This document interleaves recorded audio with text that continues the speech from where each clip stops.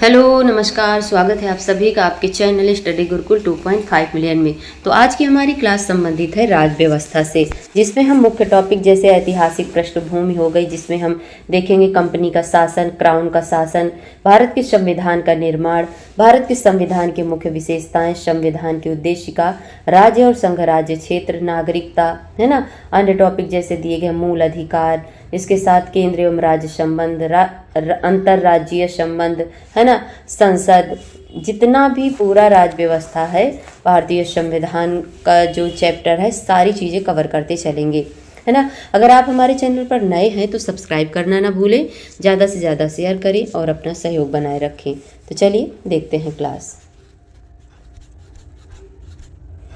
शुरुआत होती है कहाँ से? ऐतिहासिक पृष्ठभूमि से, है ना। ऐतिहासिक पृष्ठभूमि से ही धीरे धीरे जाकर भारतीय संविधान अपना बनकर तैयार होता है। तो सबसे पहले बात करते हैं कंपनी का शासन, कब से कब तक? तो कंपनी का शासन बात करते हैं हम 1773 ईस्वी से लेकर 1858 ईस्वी तक का, है ना। जिसमें हम पहला देखते हैं कि 1773 ईस्वी का एक एक्ट आता है जिसका नाम क्या है? रेगुलेटिंग एक्ट, है ना। तो अब इसके बारे में क्या दिया गया कि इस संविधान का उद्देश्य ईस्ट इंडिया कंपनी के कार्यों को नियंत्रित और विनियमित करना था। इस नियम ने भारत में केंद्रीय प्रशासन की नींव रखी। इसने पहली बार कंपनी के राजनीतिक और प्रशासनिक कार्यों को मान्यता दी। आगे बात करते हैं 1773 के रेगुलेटिंग एक्ट के बारे में क्या दिया गया है ना। तो देखिए, बंगाल के गवर्नर का पदनाम बदलकर बंगाल का गवर्नर जनरल कर दिया गया। उसकी सहायता के लिए 4 सदस्यों की एक कार्यकारी परिषद बनाई गई। बंगाल का पहला गवर्नर जनरल कौन था? तो लॉर्ड वारेन हेस्टिंग था। आगे है कि कलकत्ता में एक सुप्रीम कोर्ट की स्थापना होती है, 1774 ईस्वी में की गई, जिसमें एक मुख्य न्यायाधीश और 3 अन्य न्यायाधीश थे। आगे है कि इस अधिनियम द्वारा कंपनी के कर्मचारियों को किसी भी प्रकार का निजी व्यापार करने या मूल निवासियों से उपहार या रिश्वत लेने पर प्रतिबंध लगा दिया गया था। आगे है कि कोर्ट ऑफ डायरेक्टर्स अर्थात कंपनी के शासी निकाय के माध्यम से कंपनी पर ब्रिटिश सरकार का नियंत्रण सशक्त हो गया। अब कंपनी के लिए भारत में राजस्व, नागरिक और सैन्य मामलों की जानकारी ब्रिटिश सरकार को देना आवश्यक कर दिया गया। आगे है कि बम्बई और मद्रास प्रेसिडेंसी के गवर्नरों को बंगाल के गवर्नर जनरल के अधीन कर दिया गया, जबकि पहले 3 प्रेसिडेंसी एक दूसरे से स्वतंत्र थी। अब बात करते हैं 1781 ईस्वी का संशोधन अधिनियम अर्थात एक्ट ऑफ सेटलमेंट। इसने गवर्नर जनरल और काउंसिल को उनकी आधिकारिक क्षमता में किए गए कार्यों के लिए सुप्रीम कोर्ट के अधिकार क्षेत्र से छूट दे दी थी। नेक्स्ट है कि दीवानी मामलों में लगान वसूली से उत्पन्न होने वाले मामलों को उच्चतम न्यायालय के अधिकार क्षेत्र से बाहर रखा गया। बात किसकी हो रही है? एक्ट ऑफ सेटलमेंट, है ना, 1781 ईस्वी का संशोधन अधिनियम। आगे देखते हैं कि इसमें प्रावधान किया गया कि उच्चतम न्यायालय का कलकत्ता के सभी निवासियों पर अधिकार क्षेत्र होगा और न्यायालय को प्रतिवादियों के व्यक्तिगत कानून के अनुसार सुनवाई करनी होगी, अर्थात हिंदुओं पर हिंदू कानून के अनुसार मुकदमा चलाया जाएगा और मुसलमानों पर मुस्लिम कानून के अनुसार मुकदमा चलाया जाएगा। आगे दिया है कि प्रांतीय न्यायालयों की अपीलें गवर्नर जनरल की परिषद, है ना, गवर्नर जनरल इन काउंसिल में जा सकती थी, ना कि उच्चतम न्यायालय में। इस अधिनियम द्वारा गवर्नर जनरल की परिषद को प्रांतीय न्यायालयों और परिषदों के लिए नियम बनाने का अधिकार दिया गया।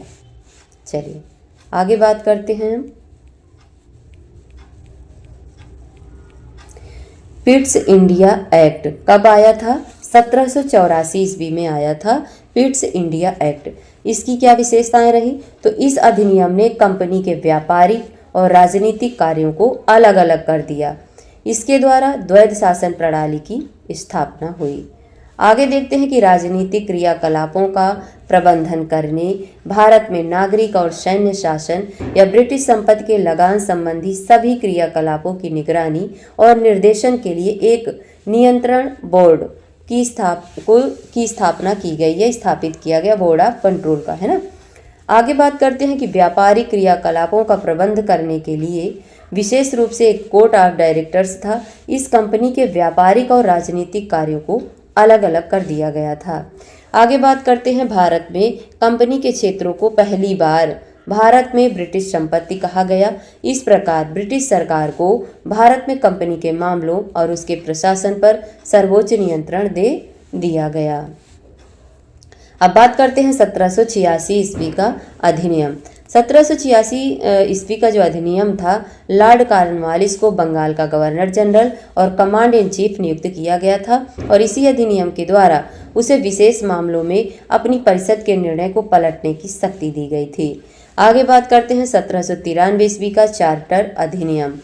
तो लॉर्ड कॉर्नवालिस को उसकी परिषद पर दी गई अधिभावी शक्ति को भविष्य के सभी गवर्नर जनरलों और प्रेसिडेंसी के गवर्नरों तक बढ़ा दिया गया था। आगे बात करते हैं कि गवर्नर जनरल को बम्बई और मद्रास की अधीनस्थ प्रेसिडेंसी की सरकारों पर अधिक शक्तियां और नियंत्रण दिया गया। नेक्स्ट बात करते हैं कि भारत में कंपनी के व्यापारिक एकाधिकार को और 20 वर्षों के लिए बढ़ा दिया गया था। यह प्रावधान किया गया कि कमांडर इन चीफ को गवर्नर जनरल की परिषद का सदस्य तब तक माना जाए जब तक कि उसे सदस्य के रूप में नियुक्त न किया जाए। आगे बात करते हैं कि इसमें निर्धारित किया गया कि अब से नियंत्रण बोर्ड ऑफ कंट्रोल के सदस्यों और उनके कर्मचारियों के वेतन का भुगतान भारतीय राजस्व से किया जाएगा। नेक्स्ट आता है कौन सा अधिनियम? 1813 ईस्वी का चार्टर अधिनियम, है ना। तो इस अधिनियम ने भारत में ईस्ट इंडिया कंपनी के व्यापारिक एकाधिकार को समाप्त कर दिया था। चीन के साथ व्यापार और चाय के व्यापार में कंपनी के एकाधिकार को छोड़कर भारत से व्यापार करने की छूट सभी ब्रिटिश व्यापारियों को दे दी गई थी। नेक्स्ट देखते हैं ना।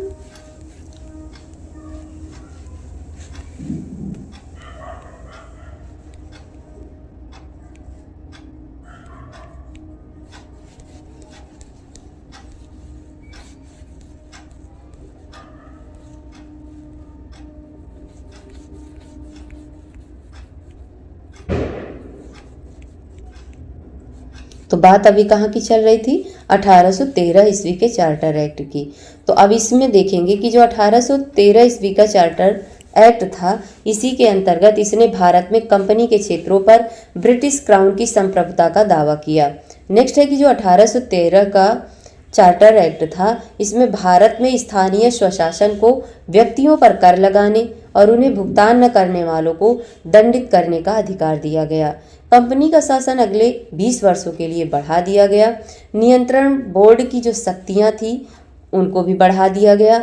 आगे है कि इस अधिनियम ने उन व्यक्तियों को भारत जाने की अनुमति दे दी जो ईसाई मिशनरियों के नैतिक और धार्मिक सुधारों को बढ़ावा देने के लिए भारत जाना चाहते थे। इसमें प्रावधान किया गया कि कंपनी भारतीयों की शिक्षा पर हर साल 1 लाख रुपए का निवेश करेगी। बात किसकी है? 1813 ईस्वी का चार्टर एक्ट। आगे है कि इस अधिनियम पर कंपनी के प्रादेशिक राजस्व और व्यापारिक लाभ को नियंत्रित किया गया। इसमें कंपनी को अपने क्षेत्रीय और व्यापारिक खातों को अलग अलग रखने के लिए कहा गया। अब बात करते हैं 1833 ईस्वी का चार्टर अधिनियम, है ना। तो यह अधिनियम ब्रिटिश भारत में केंद्रीकरण की दिशा में एक अंतिम कदम था, क्योंकि प्रशासन के नए मॉडल के तहत इसके पुनर्गठन ने इसे अखिल भारतीय स्वरूप प्रदान किया। इसने भारत के ब्रिटिश उपनिवेशीकरण को वैध बना दिया, क्योंकि ईस्ट इंडिया कंपनी एक व्यापारिक निकाय से एक प्रशासनिक निकाय में परिवर्तित हो गई। इसके अंतर्गत कंपनी के अधिकार वाले क्षेत्रों को ब्रिटिश राजशाही, उनके उत्तराधिकारियों और वारिसों के विश्वास के अधीन रखा गया। चीन के साथ व्यापार और चाय के व्यापार पर कंपनी का एकाधिकार समाप्त कर दिया गया। गवर्नर जनरल की सरकार को क्या कहा गया? भारत सरकार कहा गया और परिषद को भारतीय परिषद, इंडियन काउंसिल कहा गया। आगे है कि बंगाल के गवर्नर जनरल को भारत का गवर्नर जनरल बना दिया गया और उसे सभी नागरिक और सैन्य शक्तियां प्रदान की गईं। लॉर्ड विलियम बेंटिंक भारत के पहले गवर्नर जनरल बने थे, मोस्ट इम्पॉर्टेंट है। आगे देखते हैं कि भारत के गवर्नर जनरल के पास संपूर्ण ब्रिटिश भारत के संबंध में विधायी शक्तियां थी। इस प्रकार बम्बई और मद्रास के गवर्नरों की विधायी शक्तियां समाप्त हो गईं। अब इस अधिनियम के तहत बनाए गए कानूनों को अधिनियम कहा जाता था, जबकि इससे पहले के कानूनों को विनियम कहते थे, है ना, रेगुलेशन कहा जाता था। अब बात करते हैं आगे की गवर्नर जनरल की काउंसिल के पास क्या है। गवर्नर जनरल की काउंसिल के पास ब्रिटिश भारतीय क्षेत्रों में किसी भी कानून को संशोधित करने, निरस्त करने या बदलने का अधिकार था। आगे है कि इसने सिविल सेवकों के चयन के लिए खुली प्रतियोगिता का आयोजन शुरू करने का प्रयास किया। हालांकि कोर्ट ऑफ डायरेक्टर्स के विरोध के बाद इसे अस्वीकार कर दिया गया। आगे है कि सभी भारतीय कानूनों को संहिताबद्ध करने के लिए भारतीय विधि आयोग 1834 की स्थापना की गई। प्रथम विधि आयोग के अध्यक्ष थे लॉर्ड मैकाले, है ना। चलिए आगे देखते हैं।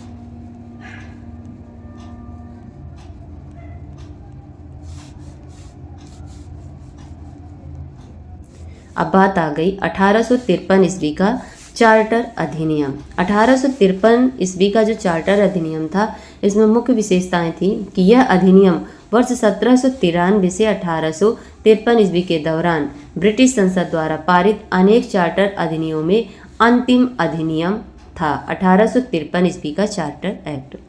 इस अधिनियम ने पहली बार गवर्नर जनरल की काउंसिल के विधायी और कार्यकारी कार्यों को अलग कर दिया। 1853 ईस्वी का चार्टर अधिनियम आगे क्या बात करता है कि इसने पहली बार भारतीय अर्थात केंद्रीय विधान परिषद में स्थानीय प्रतिनिधित्व की शुरुआत की। इसने परिषद में 6 नए सदस्यों को शामिल करने का प्रावधान किया गया, जिन्हें विधान परिषद कहा जाता है, और परिषद के सदस्यों की कुल संख्या 12 थी। आगे है निदेशक मंडल, है ना, बोर्ड ऑफ डायरेक्टर्स के सदस्यों की संख्या 24 से घटाकर 18 कर दी गई, जिसमें 6 लोगों को ब्रिटिश क्राउन द्वारा नामित किया जाना था। आगे बात करते हैं कि परिषद की विधायी शाखा मिनी संसद के रूप में कार्य करती थी, जिसमें ब्रिटिश संसद के समान प्रक्रियाओं को अपनाया जाता था। नेक्स्ट है कि सिविल सेवकों के चयन और भर्ती के लिए एक खुली प्रतियोगिता प्रणाली शुरू की गई थी। प्रसंविदा सिविल सेवा भारतीयों के लिए भी खोल दी गई थी। 1854 ईस्वी में भारतीय सिविल सेवा के लिए मैकाले समिति की नियुक्ति की गई थी। ठीक, विधि सदस्य अर्थात चौथा सदस्य को मतदान के अधिकार के साथ पूर्ण सदस्य का दर्जा दिया गया था। अब बात करते हैं क्राउन का शासन कब से चालू होता है, तो 1858 से, है ना। 1858 से यह चालू किया गया और 1947 ईस्वी तक रहा। तो भारत शासन अधिनियम 1858 अर्थात भारत सुशासन अधिनियम कहा जाता है।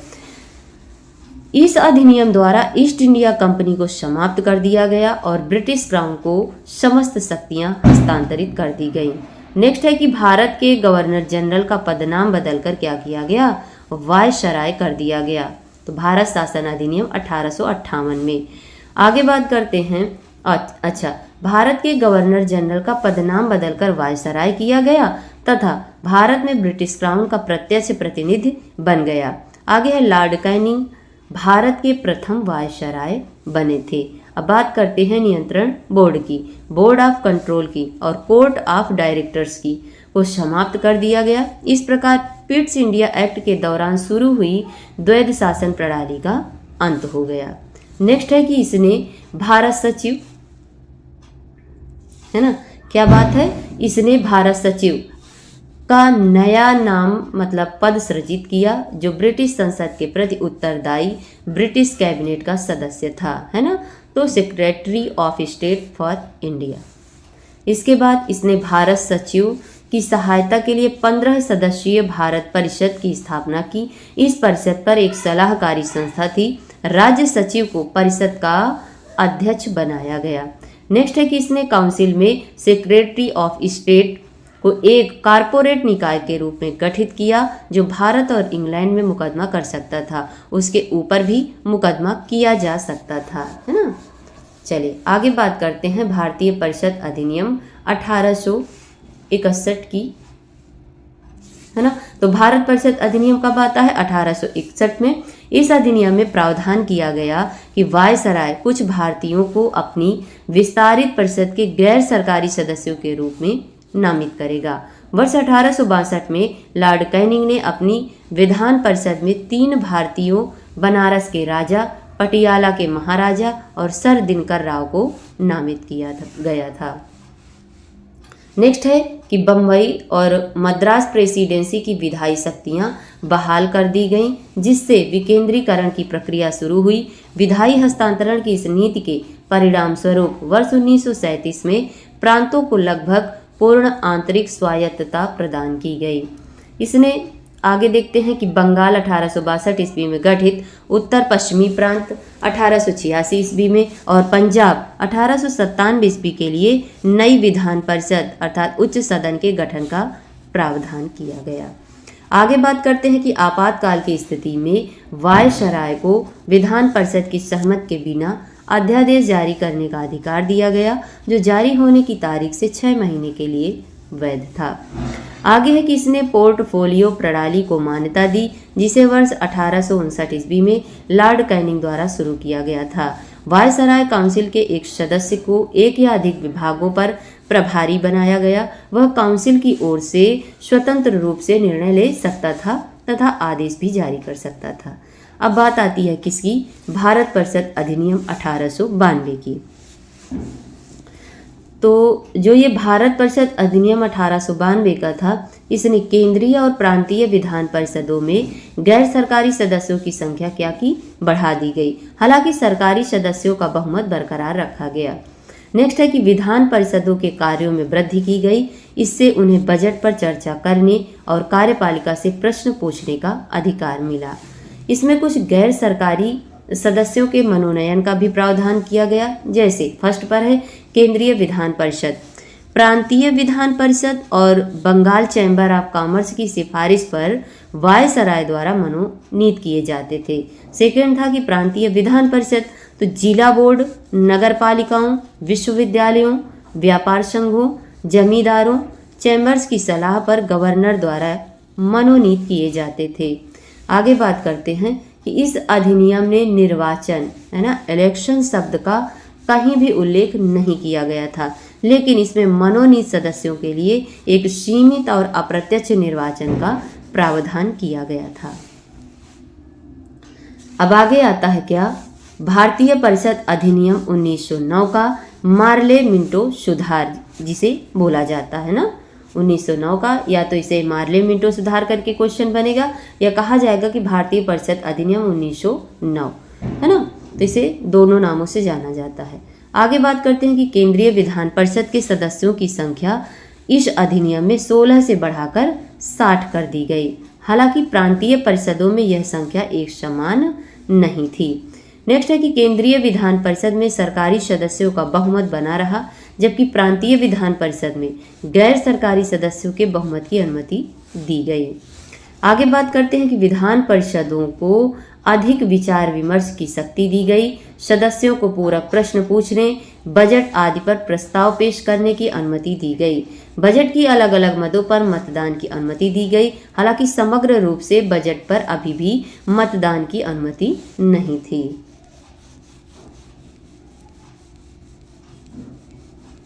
चलिए आगे देखते हैं।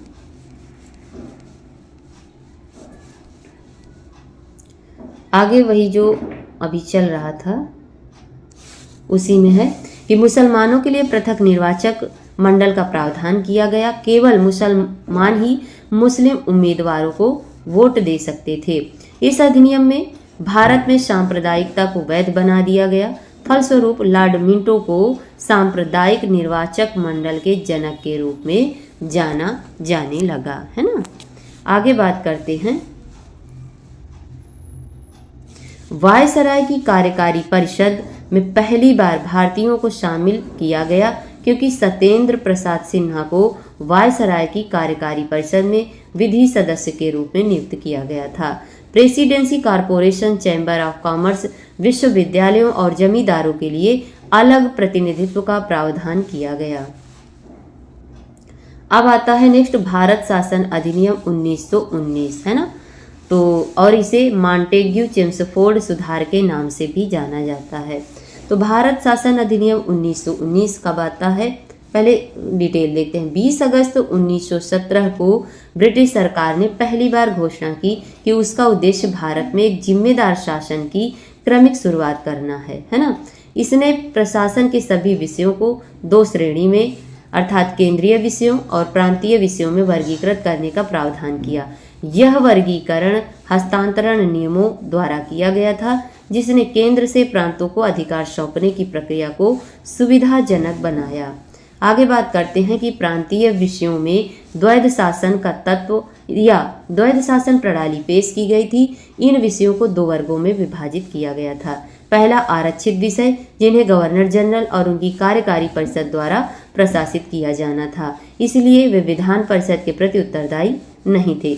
सेकंड है कि हस्तांतरित विषय, जिन्हें गवर्नर जनरल द्वारा उनकी परिषद की सहायता से प्रशासित किया जाना था, वे विधान परिषद के प्रति उत्तरदायी थे। ये क्वेश्चन यूपीएससी 2022 में बना है।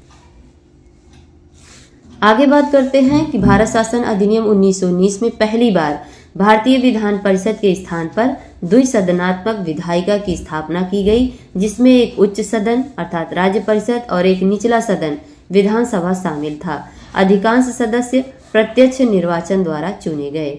वायसराय की कार्यकारी परिषद के 6 सदस्यों में से 3 सदस्य कमांडर इन चीफ को छोड़कर भारतीय थे। आगे बात करते हैं कि सिखों, भारतीय ईसाइयों, आंग्ल यूरोपियों और यूरोपीय लोगों के लिए पृथक निर्वाचक मंडल का विस्तार किया गया। हालांकि संपत्ति, कर, शिक्षा आदि के आधार पर सीमित संख्या में लोगों को मताधिकार दिया गया। नेक्स्ट है कि प्रांतीय बजट को केंद्रीय बजट से अलग कर दिया गया और प्रांतों को अपना बजट बनाने की अनुमति दी गई। एक नए पद क्या है, एक नए पद अर्थात लंदन में भारत के उच्चायुक्त का सृजन किया गया। भारत के राजस्व सचिव द्वारा किए जाने वाले कुछ कार्यों को उसे हस्तांतरित कर दिया गया।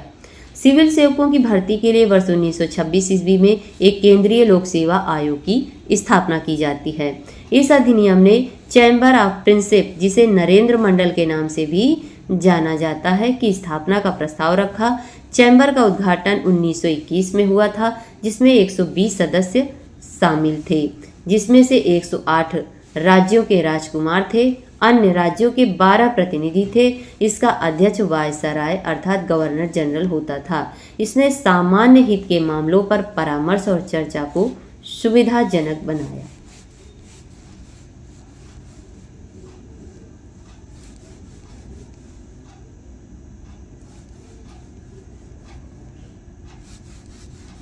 हाँ जी, अभी बात किसकी हो रही है, ये भी हमारा भारत शासन अधिनियम 1919 का है ना। तो इस अधिनियम के अंतर्गत एक वैधानिक आयोग की नियुक्ति का प्रावधान किया गया, जिसे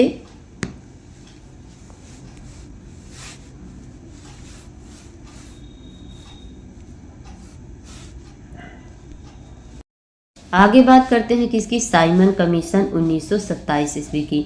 तो ब्रिटिश सरकार द्वारा सर जॉन साइमन के नेतृत्व में 7 सदस्यीय वैधानिक आयोग का गठन अर्थात अपने निर्धारित समय में 2 वर्ष पहले किया गया, जिसका कार्य नए संविधान के तहत भारत की स्थिति का आकलन करना था।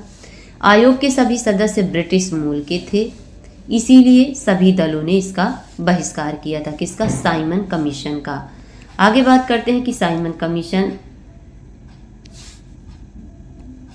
जिसमें आयोग ने वर्ष 1930 में अपनी रिपोर्ट प्रस्तुत करते हुए द्वैध शासन को समाप्त करने, प्रांतों में उत्तरदायी शासन का विस्तार करने, ब्रिटिश भारत और रियासतों का एक परिसंघ बनाने तथा सांप्रदायिक निर्वाचक मंडल को बनाए रखने का प्रस्ताव रखा।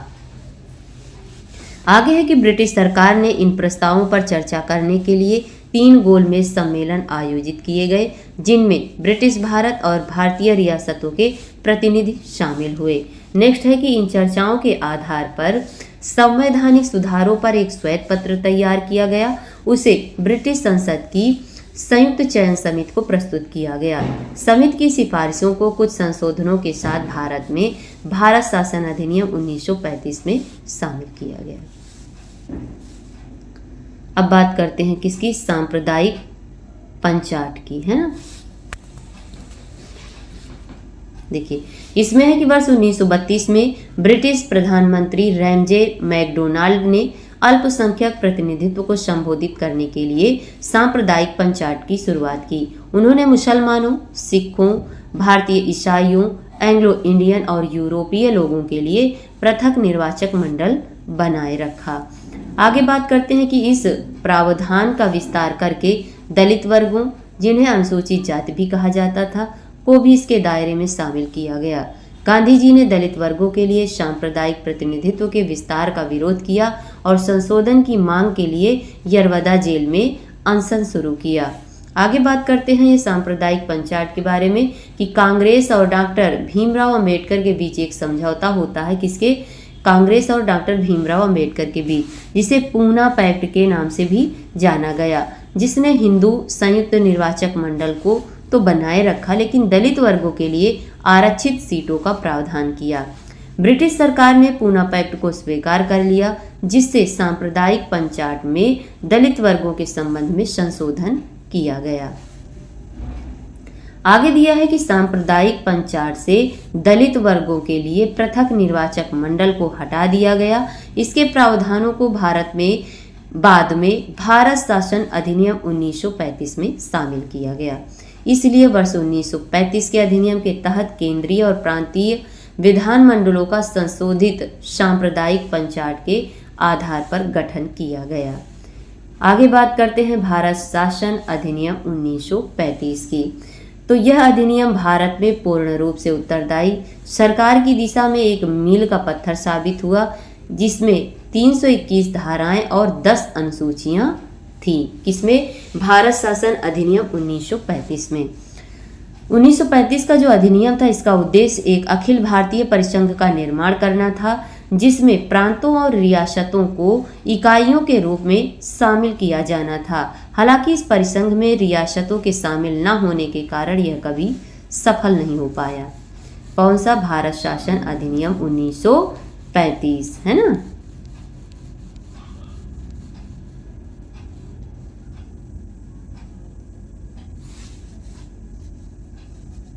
देखिए इस अधिनियम ने शक्तियों को 3 सूचियों में विभाजित किया। संघ सूची, जिसमें केंद्र के लिए 59 विषय थे, प्रांत सूची, प्रांतों के लिए 54 विषय रखे गए थे, और समवर्ती सूची, जिसमें केंद्र और प्रांत दोनों के लिए 36 विषय शामिल किए गए थे। तो अवशिष्ट शक्तियां वायसराय अर्थात गवर्नर जनरल में निहित थी। आगे बात करते हैं कि इस अधिनियम में प्रांतों में द्वैध शासन को समाप्त कर दिया, इसके बजाय प्रांतीय स्वायत्तता की शुरुआत की। प्रांतों को कुछ निर्धारित क्षेत्रों में स्वायत्तता दी गई और वर्ष 1937 में उत्तरदायी सरकारों का गठन किया गया। हालांकि वर्ष 1939 में इस स्वायत्तता को समाप्त कर दिया गया। आगे बात करते हैं कि इस अधिनियम ने संघीय विषयों को आरक्षित और हस्तांतरित श्रेणियों में विभाजित करते हुए केंद्र में द्वैध शासन का प्रस्ताव रखा। हालांकि यह प्रावधान कभी लागू नहीं हुआ। आगे देखते हैं कि बंगाल, बॉम्बे, मद्रास, बिहार, असम और संयुक्त प्रांत सहित 11 प्रांतों में से 6 प्रांतों में द्विसदनात्मक व्यवस्था अर्थात विधान परिषद और विधानसभा लागू की गई, लेकिन यह कई प्रतिबंधों के साथ लागू की गई। आगे है कि दलित वर्गों अर्थात अनुसूचित जातियों के लिए आरक्षित सीटों तथा महिलाओं और श्रमिकों के लिए विशेष प्रतिनिधित्व का प्रावधान किया गया। आगे है कि इसने वर्ष 1858 के भारत शासन अधिनियम द्वारा स्थापित भारत परिषद को समाप्त कर दिया। भारत राज्य सचिव के लिए एक सलाहकार दल की व्यवस्था की गई। आगे बात करते हैं मताधिकार का विस्तार किया गया। कुल जनसंख्या के 14% लोगों को मतदान का अधिकार दिया गया था, है ना। यह कौन सा अधिनियम है, तो भारत शासन अधिनियम 1935। इस अधिनियम ने देश की मुद्रा और ऋण को विनियमित करने के लिए भारतीय रिजर्व बैंक की स्थापना की। इसने संघीय और प्रांतीय लोक सेवा आयोगों के साथ साथ कई प्रांतों के लिए संयुक्त लोक सेवा आयोग का गठन किया। इस अधिनियम में वर्ष 1937 में एक संघीय न्यायालय की स्थापना की। इसने बर्मा और म्यांमार को भारत से अलग कर दिया गया था। 2 नए प्रांत ओडिशा और सिंध बनाए गए। अल्पसंख्यक हितों के लिए सुरक्षा उपाय किए गए। रेल प्रशासन की देखरेख के लिए एक संघीय रेल प्राधिकरण की स्थापना की गई। संघ और प्रांतों के खातों की लेखा परीक्षा के लिए भारत के महालेखा परीक्षक की नियुक्ति की गई। नेक्स्ट देखते हैं कि भारत शासन अधिनियम 1947 की बात करते हैं।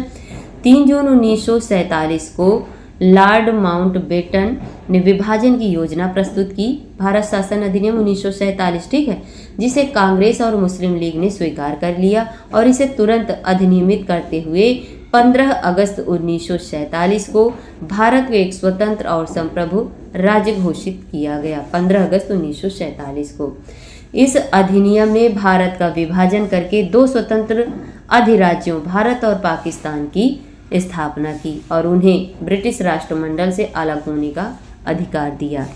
वायसराय का पद समाप्त कर दिया गया और प्रत्येक अधिराज्य के लिए एक गवर्नर जनरल के पद का सृजन किया गया, जिसे डोमिनियन कैबिनेट की सलाह के आधार पर ब्रिटिश राजा द्वारा नियुक्त किया गया था। भारत या पाकिस्तान के शासन के लिए ब्रिटेन की कोई जिम्मेदारी नहीं थी। तो ये था हमारा भारत शासन अधिनियम, है ना। अच्छा, और देखते हैं आगे क्या है इसके बारे में। तो आगे दिया है कि डोमिनियनों की संविधान सभाओं को अपने अपने राष्ट्रों के लिए कोई भी संविधान बनाने और अंगीकार करने का अधिकार दिया गया, जिसमें स्वयं स्वतंत्रता अधिनियम सहित ब्रिटिश संसद के किसी भी अधिनियम को निरस्त करने का प्राधिकार भी शामिल था। नए संविधान लागू होने तक दोनों अधिराज्य की संविधान सभाएं अपने अपने राज्य क्षेत्रों के लिए कानून बना सकती थीं। 15 अगस्त 1947 के बाद ब्रिटिश संसद के अधिनियमों को लागू करने के लिए अधिराज्य की विधायिका की मंजूरी आवश्यक थी। आगे है कि भारत के राज्य सचिव का पद समाप्त कर दिया गया और उसके कार्यों को राष्ट्रमंडल मामलों के राज्य सचिव को स्थानांतरित कर दिया गया। भारतीय रियासतों और ब्रिटिश सर्वोच्चता और जनजातीय क्षेत्रों के साथ संधि संबंध 15 अगस्त 1947 को समाप्त हो गए। रियासतों को भारत या पाकिस्तान अधिराज्य में शामिल होने का स्वतंत्र रहने का विकल्प दिया गया। अधिराज्य और प्रांतों के शासन के नए संविधान का निर्माण होने तक वर्ष 1935 के भारत शासन अधिनियम का पालन किया गया, जिसमें संशोधन करने की शक्ति भी शामिल थी। आगे बात करते हैं किसकी, ब्रिटिश सम्राट का विधेयकों को वीटो करने या उन पर आपत्ति जताने का अधिकार समाप्त हो गया, लेकिन यह शक्ति गवर्नर जनरल के पास बरकरार रही, जो ब्रिटिश क्राउन के नाम पर विधेयकों को सहमति दे सकता था। भारत का गवर्नर जनरल और प्रांतीय गवर्नर संवैधानिक नाम मात्र प्रमुख बन गए, जो अपनी संबंधित मंत्रिपरिषद की सलाह पर कार्य करते थे। इसने इंग्लैंड के राजा की शाही उपाधियों से भारत के सम्राट की उपाधि हटा दी, है ना। आगे बात होती है कि भारत के राज्य सचिव द्वारा सिविल सेवाओं में नियुक्ति और पद आरक्षित किए जाने की व्यवस्था को समाप्त कर दिया। 15 अगस्त 1947 से पहले नियुक्त सिविल सेवा सदस्यों के अधिकार और लाभ बरकरार रहे। लॉर्ड माउंटबेटन भारत के नए अधिराज्य के पहले गवर्नर जनरल बने। 1946 में गठित भारत की संविधान सभा भारतीय अधिराज्य की संसद बन गई। अब बात करते हैं कि स्वतंत्रता के बाद पहली कैबिनेट किस कौन कौन सी कैबिनेट के विभाग के सदस्य थे। तो पहला विभाग है, क्रम संख्या से देखेंगे। देखिए, सदस्य में देखा जाए तो जवाहरलाल नेहरू जी हैं। इनको विभाग क्या मिला था, तो इनको विभाग मिला था, देखो, प्रधानमंत्री, विदेश मामले और राष्ट्रमंडल संबंध तथा वैज्ञानिक अनुसंधान। दूसरे नंबर पर आते हैं सरदार वल्लभ भाई पटेल, तो इन्हें गृह, सूचना और प्रसारण राज्य। तीसरा नंबर है डॉक्टर राजेंद्र प्रसाद का, इन्हें खाद्य एवं कृषि विभाग दिया गया। मौलाना अबुल कलाम आज़ाद को शिक्षा विभाग, डॉक्टर जान मथाई को रेल और परिवहन विभाग, आर के षणमुगम चेट्टी को वित्त विभाग, डॉक्टर भीमराव अंबेडकर को विधि विभाग दिया गया, जगजीवन राम को श्रम विभाग, सरदार बलदेव सिंह को रक्षा विभाग, राजकुमारी अमृत कौर को स्वास्थ्य विभाग, सीएच भाभा को वाणिज्य विभाग और रफी अहमद किदवई को संचार विभाग दिया गया। डॉक्टर श्यामा प्रसाद मुखर्जी को उद्योग और आपूर्ति विभाग, वीएन गाडगिल को निर्माण, खान और विद्युत विभाग दिया गया। ठीक, हाँ जी, आगे देखते हैं। नेक्स्ट चैप्टर है भारत के संविधान का निर्माण। देखिए संविधान सभा की मांग कैसे होती है। सबसे पहले संविधान सभा का विचार किसके द्वारा रखा गया, तो चलिए देखते हैं। 1934 की बात है कि एम.एन. रॉय ने भारत के लिए एक संविधान सभा का विचार सामने रखा था। 1935 में इंडियन नेशनल कांग्रेस ने भारत का संविधान बनाने के लिए आधिकारिक तौर पर एक संविधान सभा की मांग की थी। अब बात आती है कब की, बात आती है 1938 की। 1938 में इंडियन नेशनल कांग्रेस की ओर से जवाहरलाल नेहरू ने घोषणा की कि स्वतंत्र भारत का संविधान बाहरी हस्तक्षेप के बिना वयस्क मताधिकार के आधार पर निर्वाचित संविधान सभा द्वारा तैयार किया जाना चाहिए। फिर इसके बाद 1940 में एक अगस्त प्रस्ताव आता है जिसमें ब्रिटिश सरकार द्वारा सैद्धांतिक रूप से उक्त मांग स्वीकार कर ली गई थी। तो कब की बात है, 1940 के अगस्त प्रस्ताव की बात है। आगे देखते हैं, एक आता है क्रिप्स प्रस्ताव जिसमें 1942 में क्या बातें होती हैं, तो बात होती है कि स्वतंत्र संविधान के निर्माण के बारे में एक प्रारूप प्रस्ताव पेश किया गया। इस प्रस्ताव को द्वितीय विश्व युद्ध के बाद अपनाया जाना था। इसे मुस्लिम लीग ने अस्वीकार कर दिया। मुस्लिम लीग यह चाहती थी कि भारत को 2 स्वायत्त राज्यों में विभाजित किया जाए जिनमें से प्रत्येक की अलग अलग संविधान सभा हो, है ना।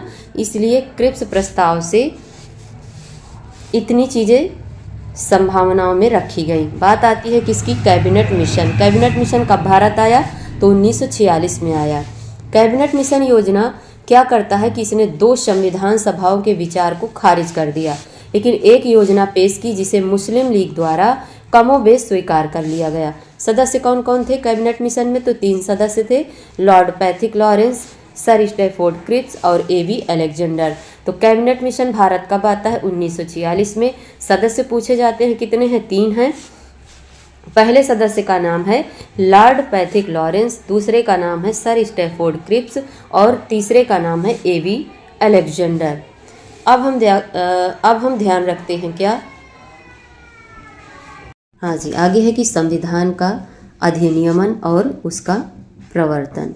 देखिए अधिनियमन की बात करें तो 26 नवंबर 1949 को इसे अंगीकार किया गया।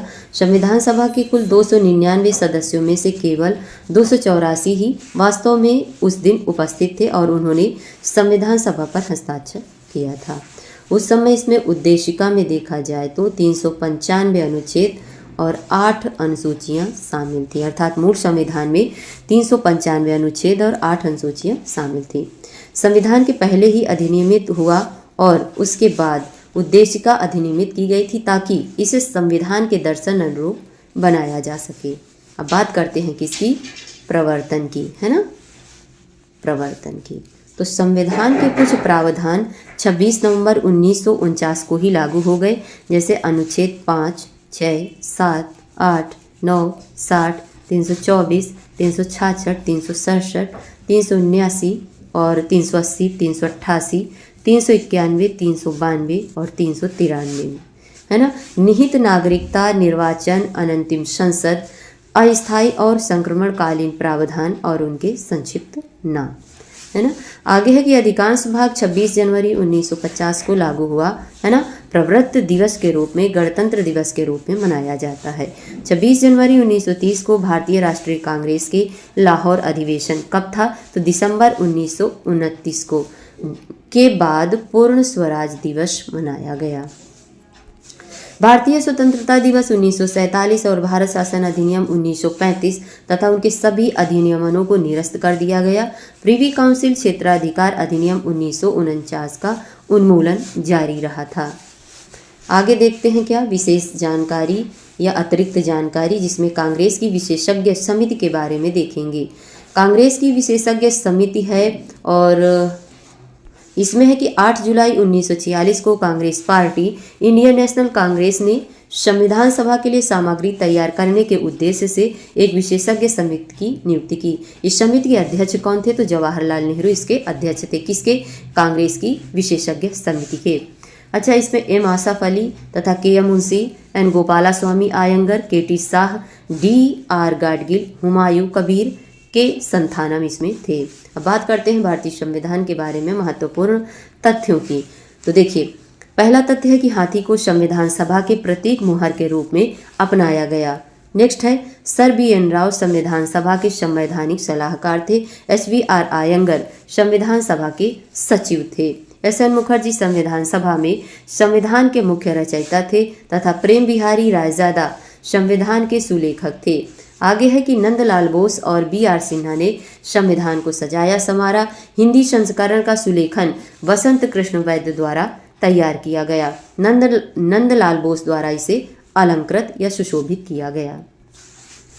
संविधान का हिंदी पाठ देखते हैं। तो संविधान के हिंदी पाठ में है कि संविधान के आधिकारिक हिंदी पाठ के बारे में पहले कोई प्रावधान नहीं था, है ना। 1987 के 98वें संविधान संशोधन अधिनियम में संविधान के भाग 22 में अनुच्छेद 394 का को शामिल करके इसका प्रावधान किया।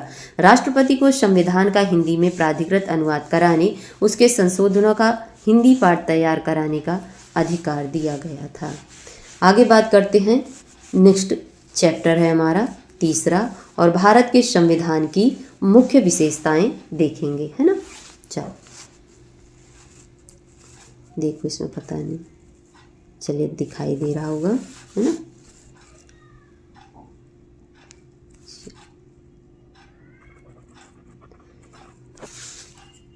देखिए, संविधान सभा का तात्पर्य उन सिद्धांतों से है जो सरकार के संगठन कार्य प्रणाली के साथ साथ सरकार और आम नागरिकों के बीच उनके अधिकारों और कर्तव्यों के संबंध को रेखांकित करता है, उसे ही संविधान कहते हैं ना। संविधान को देश का मौलिक कानून, है ना, fundamental law of the land, देश का सर्वोच्च कानून, supreme law of the state, देश का बुनियादी कानून, basic law of the country, सरकार का लेखपत्र साधन, देश के नियम, राज्य व्यवस्था की बुनियादी संरचना और देश के मूल नियम के रूप में वर्णित किया गया है।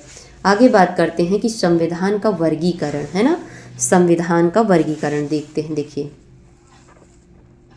इसमें इतना ही बढ़ेगा, शायद आप लोगों को दिखाई ना दे तो आप सुन सकते हैं ना।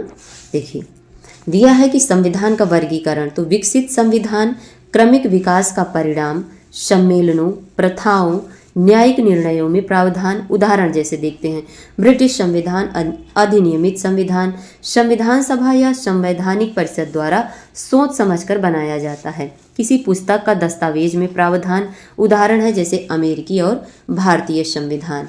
अब बात करते हैं लिखित संविधान की, है ना। तो लिखित, ये विकसित संविधान के बारे में दिया था। अब लिखित संविधान किसी पुस्तक या दस्तावेज में प्रावधान जो संविधान सभा या संवैधानिक सम्मेलनों द्वारा व्यापक विचार विमर्श तैयार किए जाते हैं, है ना, उसे लिखित संविधान कहते हैं। कहाँ का लिखित संविधान है? अमेरिका, कनाडा, जापान, फ्रांस और भारत का। अलिखित संविधान अर्थात सम्मेलनों, प्रथाओं, सिद्धांतों, कानूनों और न्यायिक निर्णयों में पाए जाने वाले प्रावधान। अच्छा, अलिखित संविधान कहाँ का है? तो यूके तथा न्यूजीलैंड और इजराइल का संविधान अलिखित संविधान है। आगे बात करते हैं किसकी? संविधान, संघीय संविधान की, है ना। कहाँ कहाँ का संविधान संघीय के अंतर्गत आएगा? तो राष्ट्रीय और क्षेत्रीय सरकारों के बीच शक्ति का विभाजन करता है और स्वतंत्र संचालन की आज्ञा देता है। उदाहरण में देखें तो संघीय संविधान के अंतर्गत यूएसए तथा स्विट्जरलैंड, कनाडा, रूस और ब्राजील का संविधान, है ना। एकात्मक संविधान राष्ट्रीय सरकार में शक्ति का संकेंद्रण करता है, क्षेत्रीय सरकारें अधीनस्थ होती हैं। उदाहरण देखेंगे तो यूके का संविधान और फ्रांस, जापान, चीन, इटली, नॉर्वे, है ना, सब एकात्मक संविधान के उदाहरण हैं। आगे प्रक्रियात्मक संविधान कानूनी और राजनीतिक संरचनाओं को परिभाषित करता है तथा लोकतांत्रिक प्रक्रियाओं और मानवाधिकारों की रक्षा के लिए कानूनी सीमाएं निर्धारित करता है।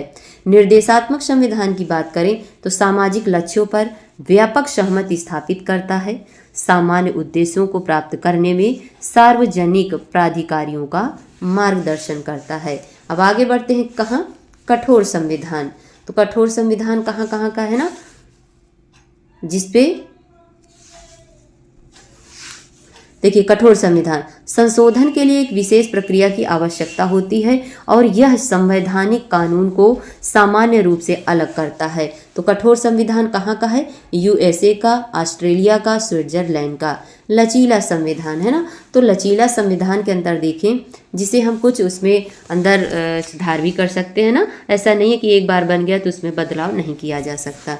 तो सामान्य कानूनों की तरह ही संशोधित होता है, जिसकी कोई विशेष प्रक्रिया नहीं होती, इसे लचीला संविधान के रूप में भी जाना जाता है। उदाहरण में देखें तो यूके का संविधान लचीला संविधान, न्यूजीलैंड, अपने भारत का संविधान, इन दोनों का समन्वय है। किसका, कठोर संविधान का और लचीला संविधान। तो भारत का संविधान कैसा है, कठोर संविधान और लचीला संविधान है। अब आगे बात करते हैं विशेषताओं की। तो भारतीय संविधान की विशेषताएं क्या क्या है ना, क्या भारतीय संविधान की विशेषताएं क्या हैं। तो पहला है सबसे लंबा और लिखित संविधान है, कहाँ का, भारत का। मूल संविधान 1949 में एक उद्देशिका जिसमें 395 अनुच्छेद 22 भागों में विभाजित और 8 अनुसूचियां इसमें थीं। तो मूल संविधान में एक उद्देशिका थी, 395 अनुच्छेद थे, 22 भागों में विभाजित थे और अनुसूचियां मूल संविधान में कितनी थी, तो 8 अनुसूचियां शामिल थीं। आगे देखते हैं कि विशाल आकार के लिए उत्तरदायी आधारभूत कारक। तो देश की विशालता और इसकी विविधता ऐतिहासिक कारक केंद्र और राज्यों दोनों के लिए एक संविधान और संविधान सभा में कानून के विशेषज्ञों का वर्चस्व। वर्तमान में इसमें एक उद्देशिका, लगभग 470 अनुच्छेद तथा 12 अनुसूचियां हैं, है ना। आगे बात करते हैं कि विभिन्न स्रोतों से लिए गए प्रावधान, है ना, विशेषताएं हैं। भारतीय संविधान की एक विशेषता है कि विभिन्न स्रोतों के लिए गए प्रावधान, जैसे भारत के संविधान के अधिकांश प्रावधान विभिन्न अर्थात अन्य देशों के संविधानों के साथ साथ वर्ष 1935 के भारत शासन अधिनियम से लिए गए हैं, है ना। अगली विशेषता है भारतीय संविधान की कि एकात्मकता की ओर झुकी हुई संघीय व्यवस्थाएं, है ना। क्या, एकात्मकता की ओर झुकी हुई संघीय व्यवस्थाएं, है ना।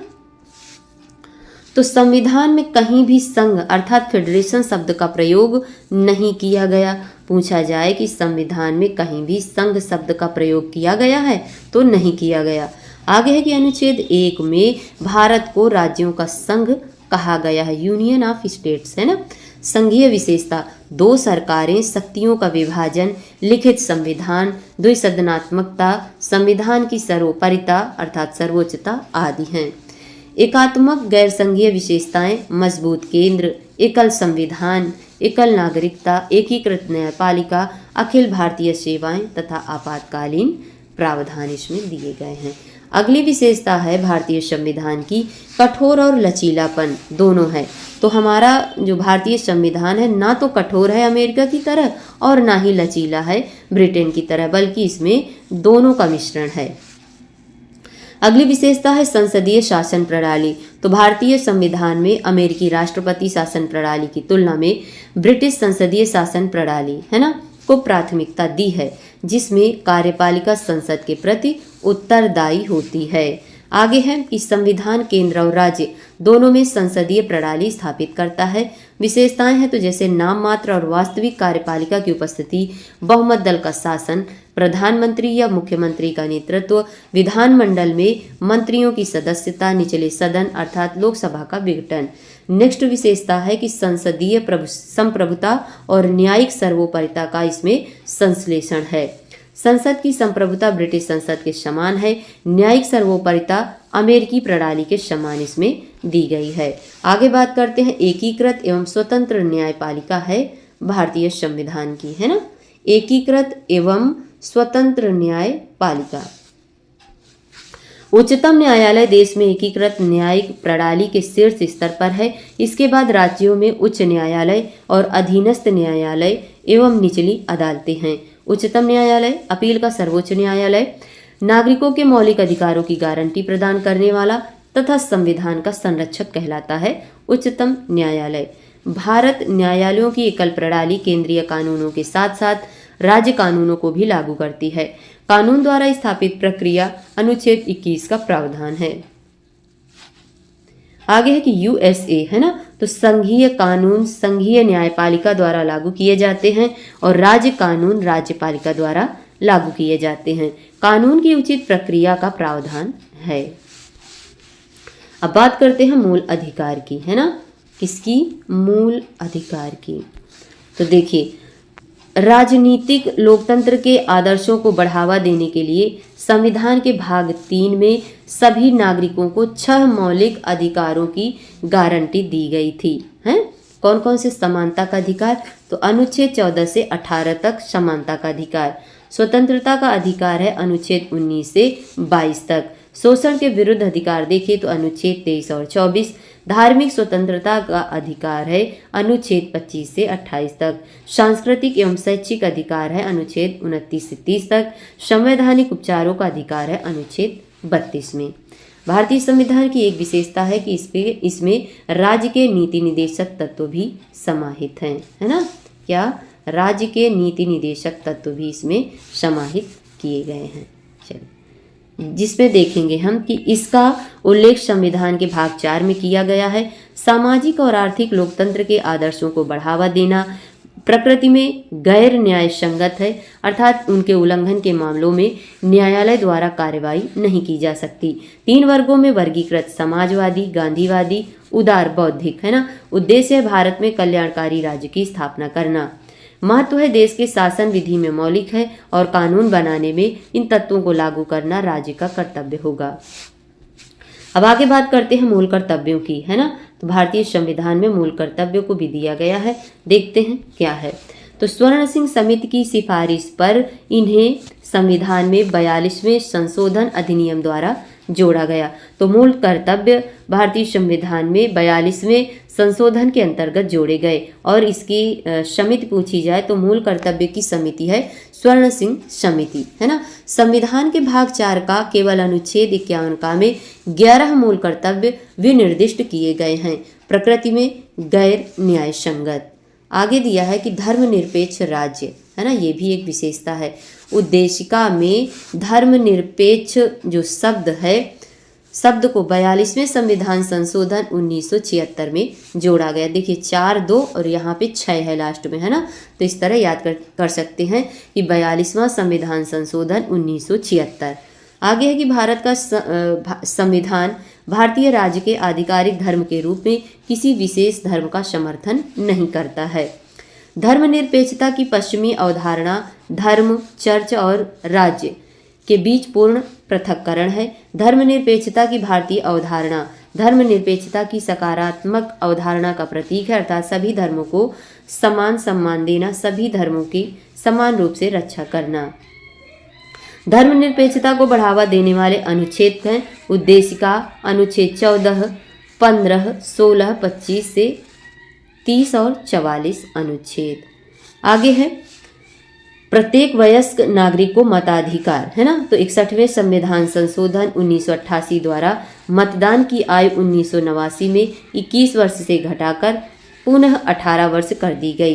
प्रत्येक वयस्क नागरिक को मताधिकार, है ना, तो यह लोकसभा और राज्य विधानसभाओं के निर्वाचनों का आधार माना जाता है। एकल नागरिकता, है ना, तो भारत पूरे देश में नागरिकता के समान राजनीतिक और नागरिक अधिकार हैं। यूएसए प्रत्येक व्यक्ति न केवल यूएसए का नागरिक है बल्कि उस विशेष राज्य का भी नागरिक है जहां वह रहता है। एक विशेषता है स्वतंत्र निकाय की विशेषता, तो लोकतांत्रिक प्रणाली की नींव। निर्वाचन आयोग, नियंत्रक एवं महालेखा परीक्षक, संघ लोक सेवा आयोग, राज्य लोक सेवा आयोग इसके अंतर्गत आएंगे। आगे विशेषता है आपातकालीन प्रावधान, तो प्रावधानों के पीछे तर्क संगतता देखेंगे। देश की संप्रभुता, एकता, अखंडता और सुरक्षा लोकतांत्रिक राजनीतिक व्यवस्था और संविधान की रक्षा करना है। राष्ट्रीय आपातकाल किसमें है? तो अनुच्छेद 352 में है। राज्य आपातकाल या राष्ट्रपति शासन तो अनुच्छेद 356, अनुच्छेद 365 है ना। वित्तीय आपातकाल अनुच्छेद 360 के अंतर्गत आएगा। अद्वितीय विशेषता देखें तो आपातकाल के दौरान संविधान में औपचारिक संशोधन किए बिना संघीय ढांचा तथा एकात्मक ढांचे में परिवर्तित हो जाता है। अगली विशेषता है त्रिस्तरीय सरकार, है ना। तो त्रिस्तरीय सरकार है। 73वां संविधान संशोधन अधिनियम 1992 का पंचायतों को संवैधानिक मान्यता भाग 9 तथा अनुसूची 11। 74वां संविधान संशोधन अधिनियम की बात करें तो 1992 में नगर पालिकाओं को संवैधानिक मान्यता दी गई भाग 9 का अनुसूची 12 के अंतर्गत। अनुच्छेद 40 ग्राम पंचायतों का गठन, है ना, गांधीवादी सिद्धांत। नेक्स्ट बात करते हैं सहकारी समितियां, है ना। एक विशेषता यह भी है 97वां संविधान संशोधन अधिनियम 2011 सहकारी समितियों को संवैधानिक दर्जा और सुरक्षा प्रदान की गई। सहकारी समितियां बनाने का अधिकार मूल अधिकार अनुच्छेद 19 में है। सहकारी समितियों को बढ़ावा देने के बारे में एक नया राज्य का नीति निदेशक तत्व जोड़ा गया, है ना। आगे है सहकारी समितियां नामक एक नया भाग 9 ख में जोड़ा गया, है ना। अनुच्छेद 243 या जा से 343 या न तक है। बात करते हैं संविधान के स्रोत की, है ना। तो कहाँ कहाँ से हमारे संविधान में क्या क्या लिया गया है।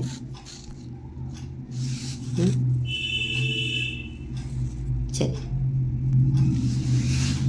स्रोत है भारत शासन अधिनियम 1935 से, है ना। तो इससे हमने क्या लिया? संघीय योजना, राज्यपाल का पद कहाँ से लिया गया? भारत शासन अधिनियम 1935 से। न्यायपालिका, लोक सेवा आयोग, आपातकालीन प्रावधान और प्रशासनिक विवरण कहाँ से लिए गए? भारत शासन अधिनियम 1935 के अंतर्गत।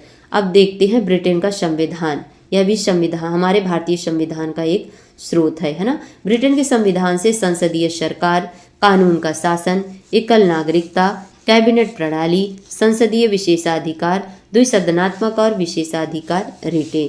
अमेरिका के संविधान से मूल अधिकार, स्वतंत्र न्यायपालिका, राष्ट्रपति पर महाभियोग, न्यायिक समीक्षा, उच्चतम न्यायालय और उच्च न्यायालय के न्यायाधीशों को पद से हटाना और उपराष्ट्रपति का पद अमेरिका के संविधान से लिया गया है।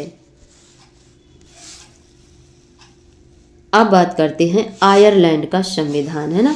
तो आयरलैंड के संविधान से राज्य के नीति निर्देशक तत्व, राष्ट्रपति के निर्वाचन की विधि, राज्यसभा के लिए सदस्यों का मनोनयन लिया गया है। कनाडा का संविधान, कनाडा के संविधान से सशक्त केंद्र के साथ संघीय व्यवस्था, अवशिष्ट शक्तियां केंद्र में निहित होना, केंद्र द्वारा राज्य के राज्यपालों की नियुक्ति और उच्चतम न्यायालय की सलाहकारी क्षेत्राधिकार। अगला है ऑस्ट्रेलिया का संविधान, है ना। तो ऑस्ट्रेलिया के संविधान से समवर्ती सूची ली गई। संसद के दोनों सदनों की संयुक्त बैठक भी ऑस्ट्रेलिया के संविधान का स्रोत है, अपने भारतीय संविधान में लिया गया। जर्मनी का वाइमर संविधान, आपातकाल के दौरान मूल अधिकारों का निलंबन सोवियत संघ का संविधान से लिया गया है। मूल कर्तव्य, उद्देशिका में न्याय अर्थात सामाजिक, आर्थिक और राजनीतिक न्याय, अर्थात कितने न्याय हैं? तो 3 हैं, सामाजिक, आर्थिक और राजनीतिक, है ना, का आदर्श लिया गया। फ्रांस के संविधान से गणतंत्रात्मक व्यवस्था, उद्देशिका में स्वतंत्रता, समानता और बंधुत्व के आदर्श लिए गए। दक्षिण अफ्रीका के संविधान से संविधान में संशोधन की प्रक्रिया और राज्यसभा के सदस्यों का निर्वाचन। जापान के संविधान से विधि द्वारा स्थापित प्रक्रिया ली गई। अतिरिक्त जानकारी के बारे में देखते हैं। देखिए, इसमें दिया गया है क्या कि संविधान का संरचनात्मक भाग अगर देखा जाए तो भारत शासन अधिनियम 1935 का है। संविधान का दार्शनिक भाग अर्थात मूल अधिकार और राज्य के नीति निर्देशक तत्व क्रमशः अमेरिका और आयरलैंड के संविधान से लिए गए हैं।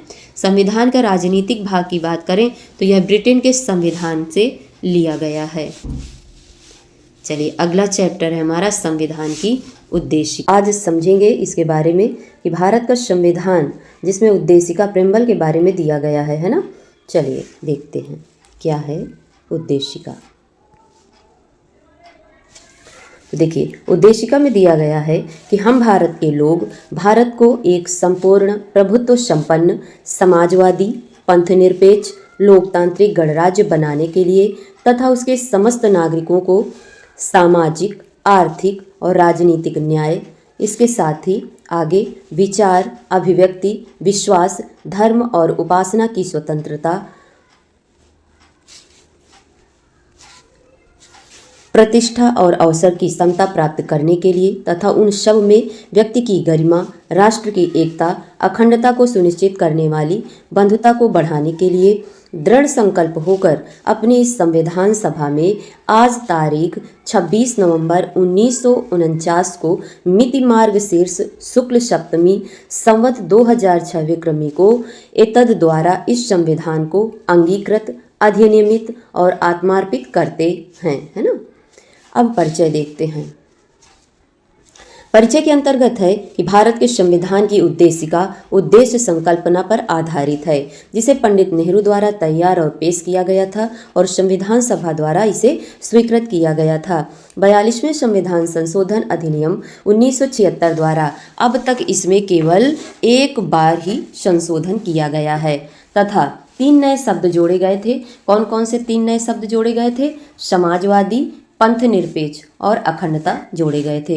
इसमें संविधान सभा का महान दृष्टिकोण शामिल है और यह संविधान निर्माताओं के सपनों और आकांक्षाओं को प्रतिबिंबित करती है। यह ना तो विधायिका की शक्ति का स्रोत है और ना ही विधायिका की शक्तियों पर प्रतिबंध है। अच्छा, आगे यह ना तो न्यायालय में विचार योग्य है और ना ही न्यायालय द्वारा प्रवर्तनीय है। संविधान का शेष भाग पहले ही अधिनियमित हो जाने के बाद इसे संविधान सभा द्वारा अधिनियमित किया गया तथा इसे संविधान के अनुरूप सुनिश्चित किया जा सके। आगे है कि हम भारत के लोग, यह इस बात पर जोर देता है कि संविधान भारतीय लोगों द्वारा और भारतीय लोगों के लिए बनाया गया है। यह लोकप्रिय संप्रभुता की अवधारणा पर जोर देता है। अर्थात क्या हुआ कि हम भारत के लोग का मतलब है, यह इस बात पर जोर देता है कि संविधान भारतीय लोगों द्वारा और भारतीय लोगों के लिए बनाया गया है। यह लोकप्रिय संप्रभुता की अवधारणा पर जोर देता है।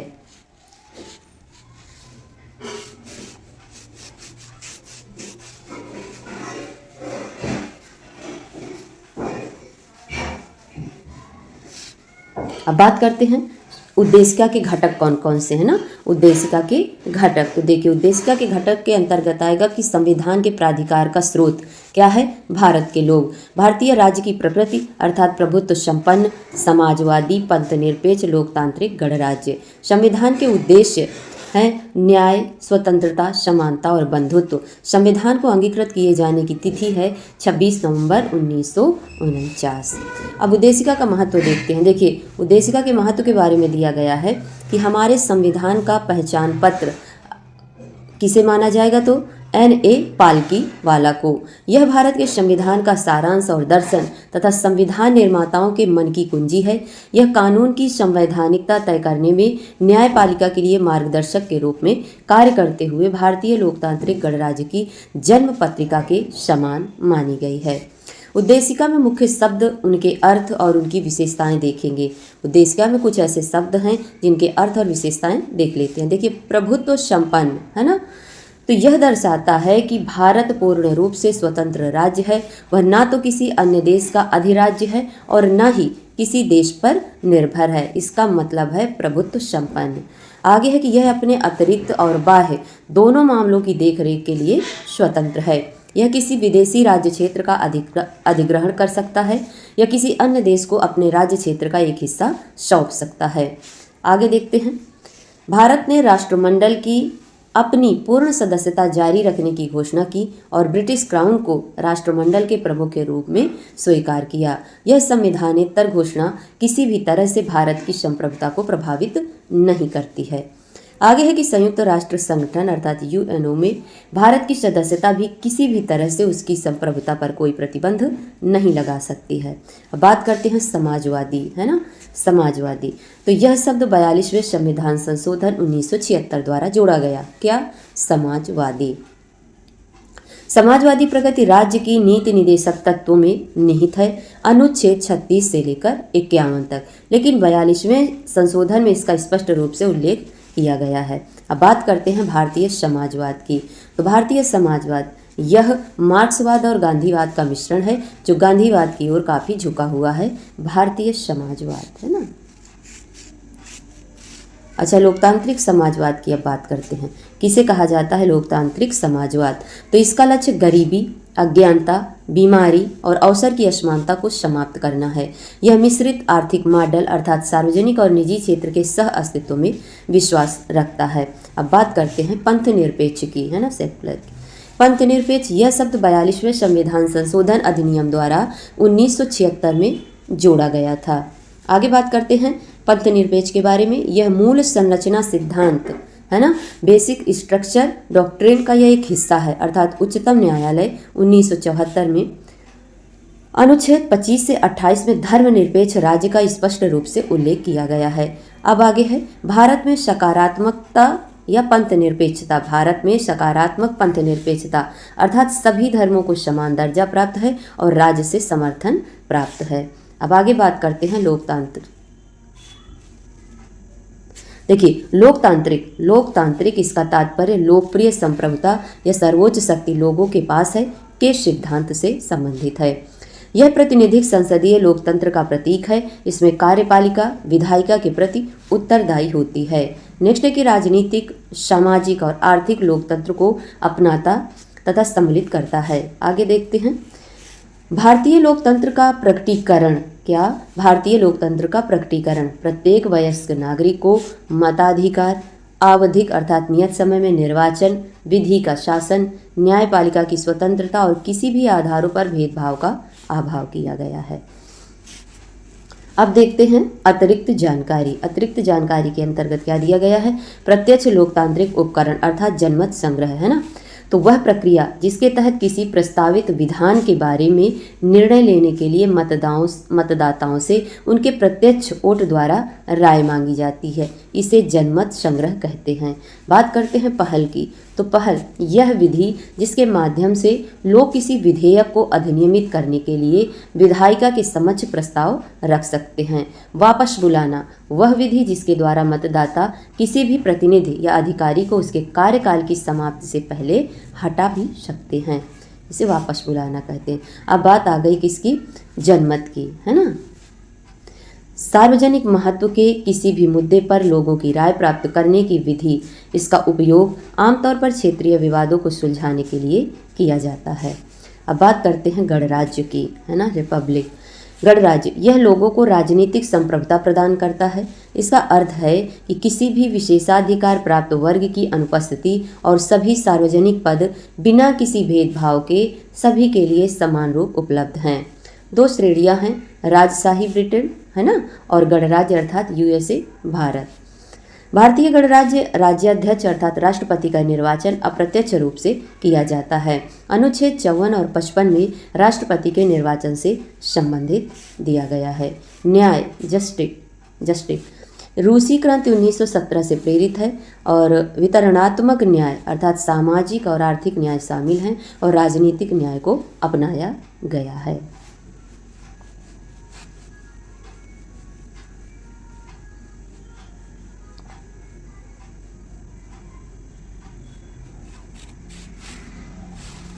अब बात करते हैं सामाजिक न्याय की। सामाजिक न्याय क्या है?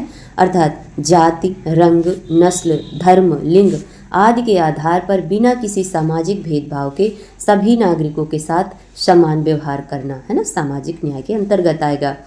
किसी विशेष वर्ग को विशेषाधिकारों का अभाव, पिछड़े वर्गों एवं महिलाओं की स्थिति में सुधार करना सामाजिक न्याय कहलाता है। आर्थिक न्याय के अंतर्गत आर्थिक कारकों के आधार पर लोगों के बीच भेदभाव न करना, धन, आय और संपत्ति में असमानताओं का उन्मूलन, है ना। फिर इसके बाद राजनीतिक न्याय सभी नागरिकों के लिए समान राजनीतिक अधिकार तथा सभी राजनीतिक पदों तक समान पहुंच और सरकार में समान आवाज या मत राजनीतिक न्याय कहलाता है। लिबर्टी की बात करते हैं, स्वतंत्रता की, है ना। तो स्वतंत्रता, समानता और बंधुत्व जैसे आदर्श फ्रांसीसी क्रांति 1789 से प्रेरित हैं। व्यक्तियों की गतिविधियों पर प्रतिबंध का अभाव भी स्वतंत्रता कहलाता है। व्यक्तिगत व्यक्तित्व के विकास के अवसर प्रदान करना, है ना। उद्देश्य का विचार, अभिव्यक्ति, विश्वास, आस्था और उपासना की स्वतंत्रता को सुनिश्चित करती है।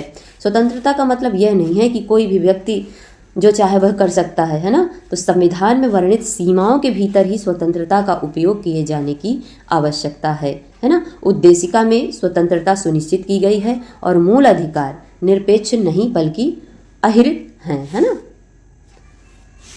आगे देखते हैं अतिरिक्त जानकारी, है ना। अतिरिक्त जानकारी देखिए, सकारात्मक स्वतंत्रता और नकारात्मक स्वतंत्रता क्या है। तो सकारात्मक स्वतंत्रता पहले देखेंगे, कोई व्यक्ति केवल समाज में ही स्वतंत्र हो सकता है, उसके बाहर नहीं।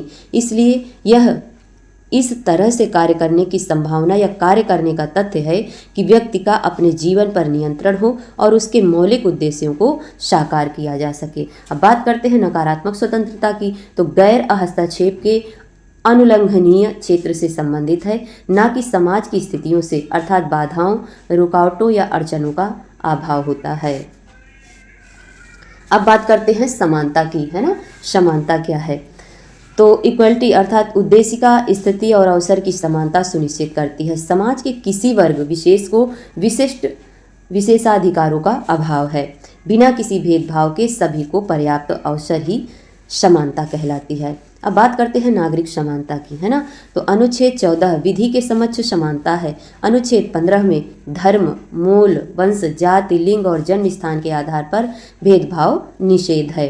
अनुच्छेद 16 में सार्वजनिक रोजगार में अवसर की समानता दी गई है। अनुच्छेद 17 अस्पृश्यता का अंत से संबंधित है। अनुच्छेद 18 उपाधियों के अंत से संबंधित है। चलिए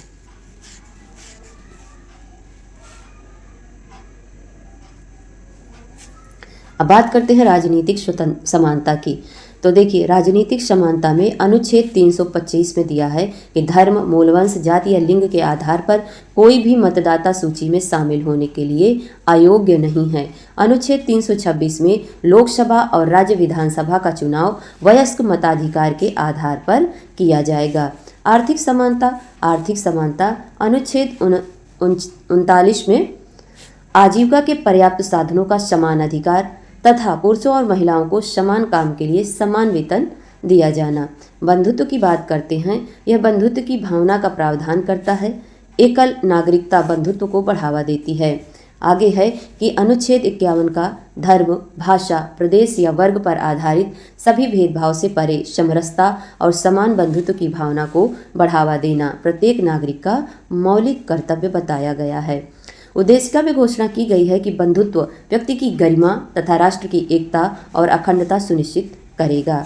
व्यक्तियों की गरिमा मूल अधिकारों और राज्य के नीति निर्देशक तत्वों और मूल कर्तव्यों द्वारा सुनिश्चित की जाती है।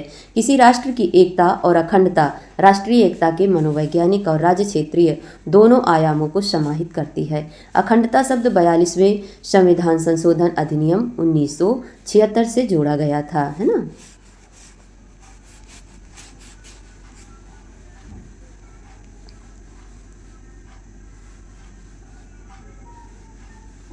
अब बात करते हैं संघ त्रय अर्थात त्रिमूर्ति की, है ना। तो त्रयमूर्ति या त्रिमूर्ति किसे कहा जाता है, इसको देखेंगे। तो देखिए, संघ त्रय अर्थात त्रिमूर्ति सामाजिक लोकतंत्र इक्वल क्या है, तो स्वतंत्रता, समानता और बंधुत्व के सिद्धांतों को त्रय अर्थात त्रिमूर्ति में अलग अलग मदों के रूप में नहीं माना जाना चाहिए। यदि इनमें से कोई भी अनुपस्थित है तो वह लोकतंत्र के उद्देश्य को विफल कर देगा, है ना। स्वतंत्रता, समानता और बंधुत्व। आगे दिया है कि समानता के बिना स्वतंत्रता अनेक लोगों पर कुछ लोगों का वर्चस्व पैदा करेगी। स्वतंत्रता के बिना समानता व्यक्तिगत पहल को समाप्त कर देगी। आगे देखते हैं उच्चतम न्यायालय में उद्देशिका से संबंधित मामले, है ना। मामला देखते हैं पहला कौन सा है। तो पहला मामला आता है बेरूबाड़ी यूनियन केस, कब का, 1960 का। क्या, बेरूबाड़ी यूनियन केस 1960। उच्चतम न्यायालय की राय देखें तो इसमें दिया गया था कि उद्देशिका संविधान के कई प्रावधानों के पीछे के सामान्य उद्देश्य को दर्शाती है। यदि अनुच्छेदों में प्रयुक्त शब्द अस्पष्ट हैं तो व्याख्या के लिए उद्देशिका से कुछ सहायता ली जा सकती है। उच्चतम न्यायालय ने माना कि उद्देशिका संविधान का हिस्सा नहीं है। अब अगला बात करते हैं केशवानंद भारती केस, कब का, 1973 का।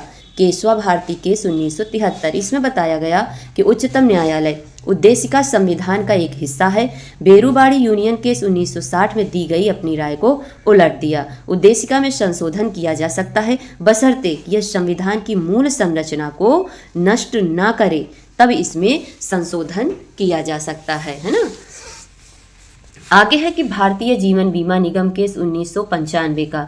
इसमें उच्चतम न्यायालय ने फिर कहा कि उद्देशिका संविधान का अभिन्न अंग है।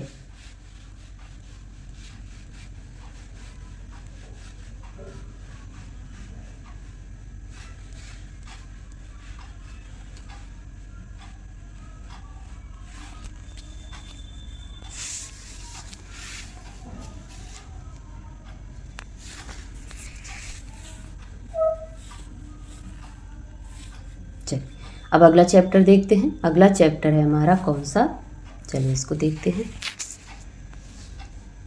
नेक्स्ट चैप्टर, अगले चैप्टर का नाम है राज्य और संघ राज्य क्षेत्र, भाग 1 है और अनुच्छेद 1 से 4 तक दिया गया है। चलिए तो इसको देखते हैं कि अनुच्छेद 1 में क्या कहा गया है ना। अनुच्छेद 1 में क्या कहा गया है। अनुच्छेद 1 में इंडिया अर्थात भारत का उल्लेख राज्यों के संघ के रूप में किया गया है। ठीक, किसके रूप में किया गया है, राज्यों के संघ के रूप में किया गया है, यूनियन ऑफ स्टेट्स के रूप में। आगे देखते हैं कि अनुसूची फर्स्ट, जिसमें राज्यों के नाम और उनकी राज्य क्षेत्रीय अधिकारिता शामिल की गई है। भारत के राज्य क्षेत्र को 3 श्रेणियों में वर्गीकृत किया गया है। कौन कौन से राज्य क्षेत्र हैं, तो पहला है राज्यों के राज्य क्षेत्र। पहला है राज्यों के राज्य क्षेत्र। पहली अनुसूची में वीर निर्दिष्ट संघ राज्य क्षेत्र तथा तीसरा है ऐसे अन्य राज्य क्षेत्र जो अर्जित किए जाएं, है ना। राज्यों के राज्य क्षेत्र अर्थात 28 राज्य 2020 में और 8 संघ राज्य क्षेत्र, है ना। अब प्रशासन की बात करें तो जिसमें दिया गया है कि राज्य संघीय प्रणाली के सदस्य हैं तथा केंद्र के साथ शक्तियों को साझा करते हैं। संघ राज्य क्षेत्र तो सीधे केंद्र सरकार द्वारा प्रशासित जो किए जाएंगे वह संघ राज्य क्षेत्र के अंतर्गत आएंगे, और जहां पर अर्जित राज्य क्षेत्र हैं तो सीधे केंद्र सरकार द्वारा यह प्रशासित किए जाएंगे। अब बात करते हैं पूर्व संघ राज्य क्षेत्र की, किसकी, पूर्व संघ राज्य क्षेत्र की।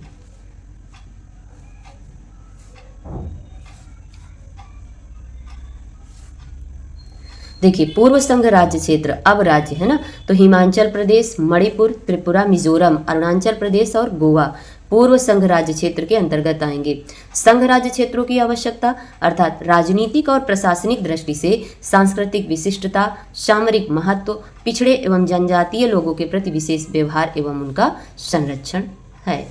आगे है कि उच्चतम न्यायालय वाले संघ राज्य क्षेत्र तो दिल्ली, जम्मू कश्मीर तथा लद्दाख, है ना, तो यह किसके अंतर्गत है, उच्च न्यायालय वाले संघ राज्य क्षेत्र। जम्मू कश्मीर का उच्च न्यायालय जम्मू कश्मीर संघ राज्य क्षेत्र और लद्दाख संघ राज्य क्षेत्र दोनों का उच्च न्यायालय है। राज्यों और संघ राज्य क्षेत्रों के संबंध में महत्वपूर्ण अवधारणाएं देखिए क्या दिया है अवधारणा के अंतर्गत, तो राज्यों का संघ वाक्यांश को 2 कारणों से राज्यों के परिसंघ वाक्यांश पर प्राथमिकता दी गई है। आगे देखते हैं कि भारतीय परिसंघ अमेरिकी फेडरेशन की तरह राज्यों के बीच किसी समझौते का परिणाम नहीं है। राज्यों के परिसंघ से अलग होने का कोई अधिकार नहीं है। आगे है कि भारत को विनाशकारी राज्यों का एक अविनाशी संघ के रूप में वर्णित किया गया है। आगे है कि संयुक्त राज्य अमेरिका को अविनाशी राज्यों का एक अविनाशी संघ के रूप में वर्णित किया गया है। अमेरिकी संघीय सरकार संबंधित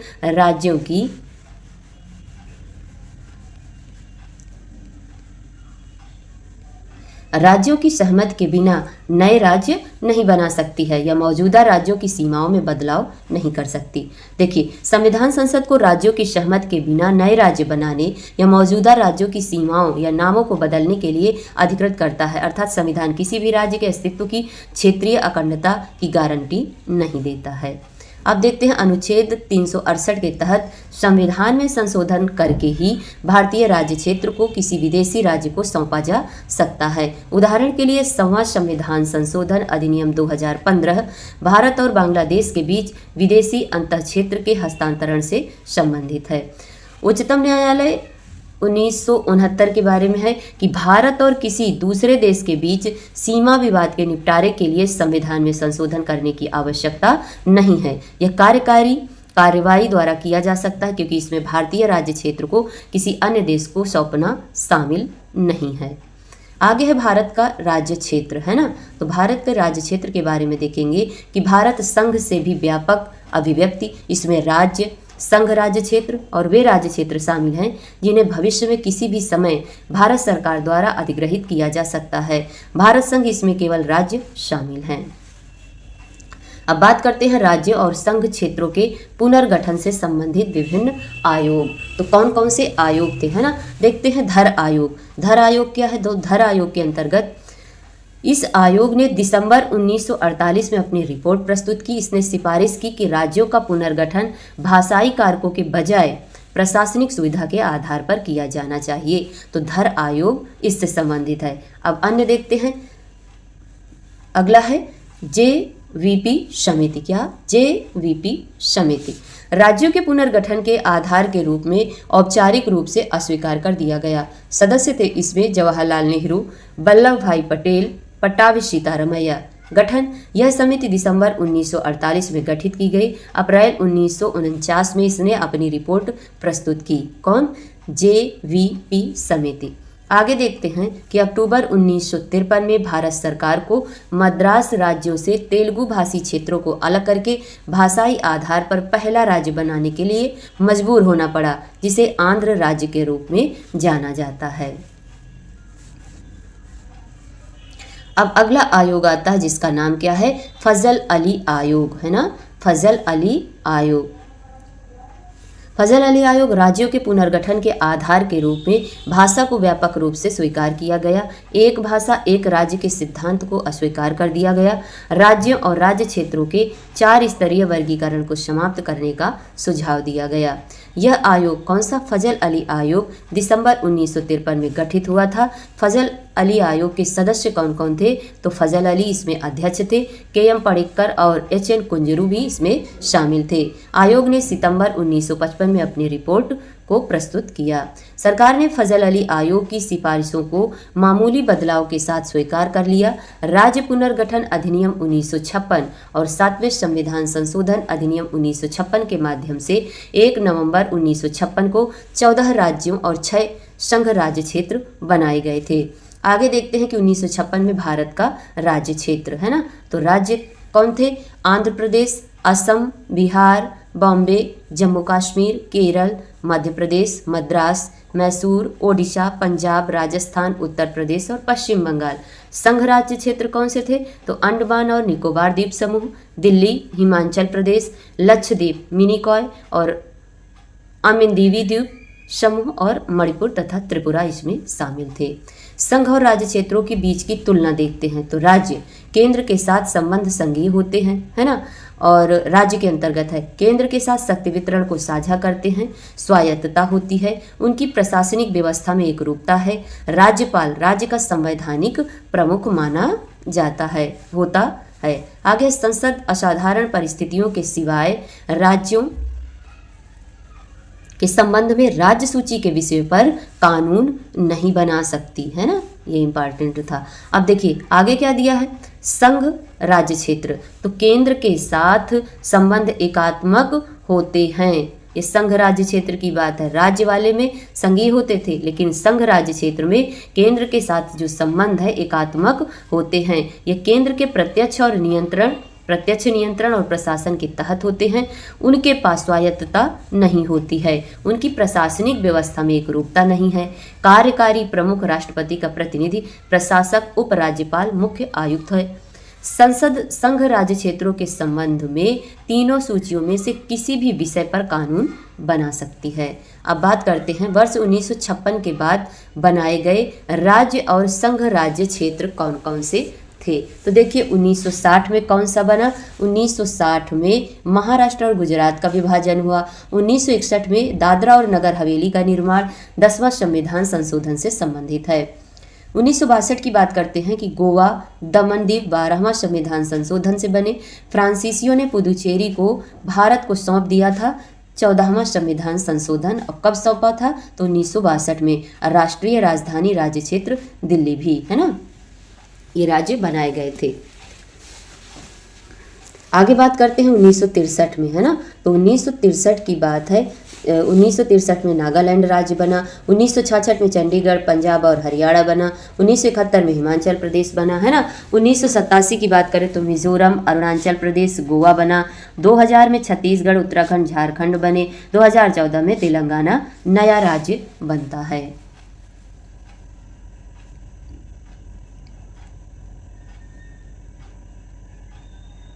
1974 की बात करें तो 1974 में सिक्किम पूर्ण राज्य बना 36वां संविधान संशोधन से। 2019 में 2 संघ राज्य क्षेत्र जम्मू कश्मीर और लद्दाख बनाए गए।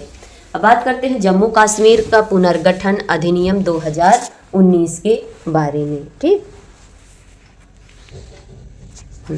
देखिए 2019 तक पूर्ववर्ती जम्मू कश्मीर राज्य का अपना एक संविधान था, जिसे भारत के संविधान के अनुच्छेद 370 के आधार पर विशेष दर्जा प्राप्त था।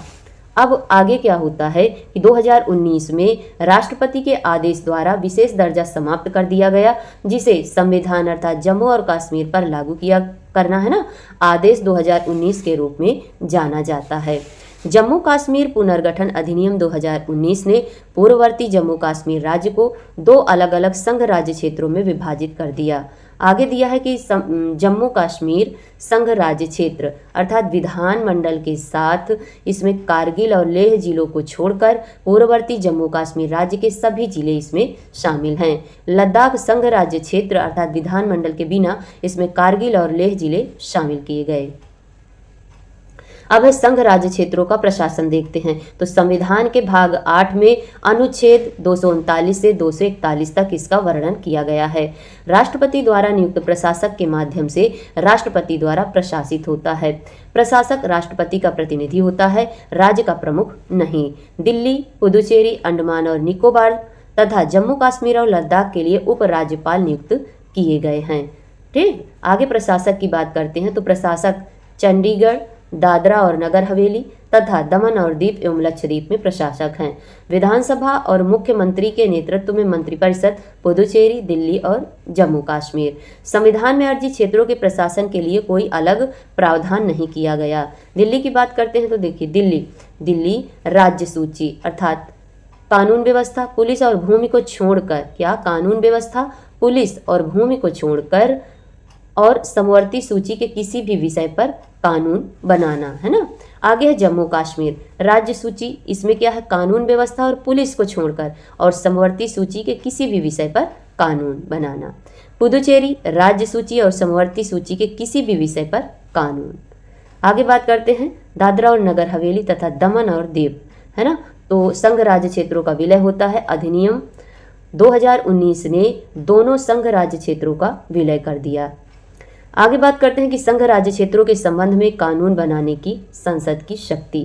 तो संसद तीनों सूचियों, राज्य सूची सहित में से किसी भी विषय पर कानून बना सकती है। कौन? संसद। और संघ राज्य क्षेत्रों के लिए उच्च न्यायालय की स्थापना कर सकती है। अनुच्छेद 239 का के तहत दिल्ली के लिए विशेष प्रावधान किए गए हैं।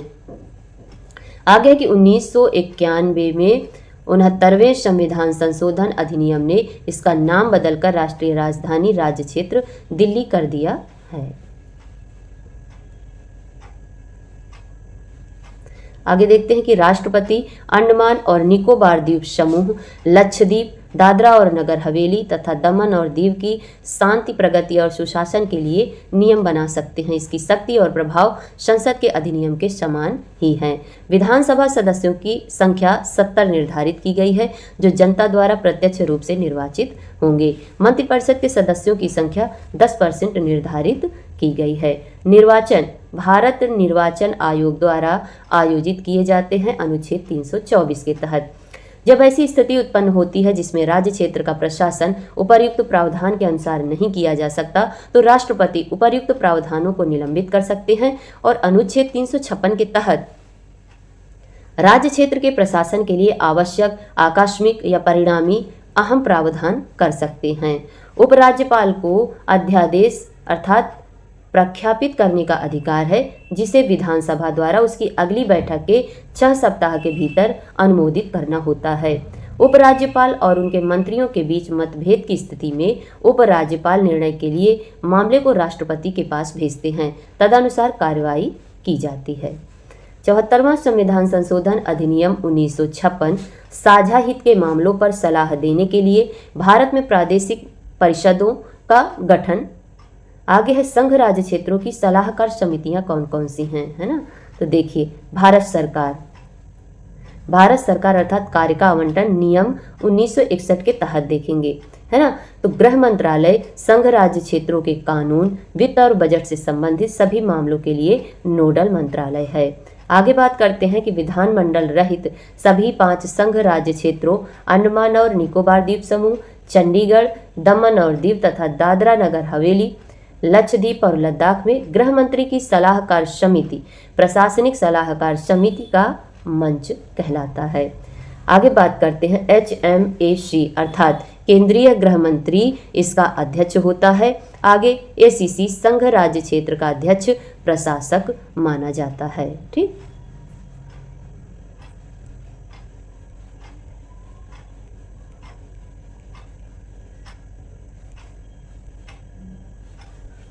अब बात करते हैं संवैधानिक प्रावधान की, जिसमें अनुच्छेद और उनकी विषय वस्तु है। अनुच्छेद 1 में क्या है, संघ का नाम और राज्य क्षेत्र दिया गया है। अनुच्छेद 2 में नए राज्यों का प्रवेश या उनकी स्थापना के बारे में बताया गया है।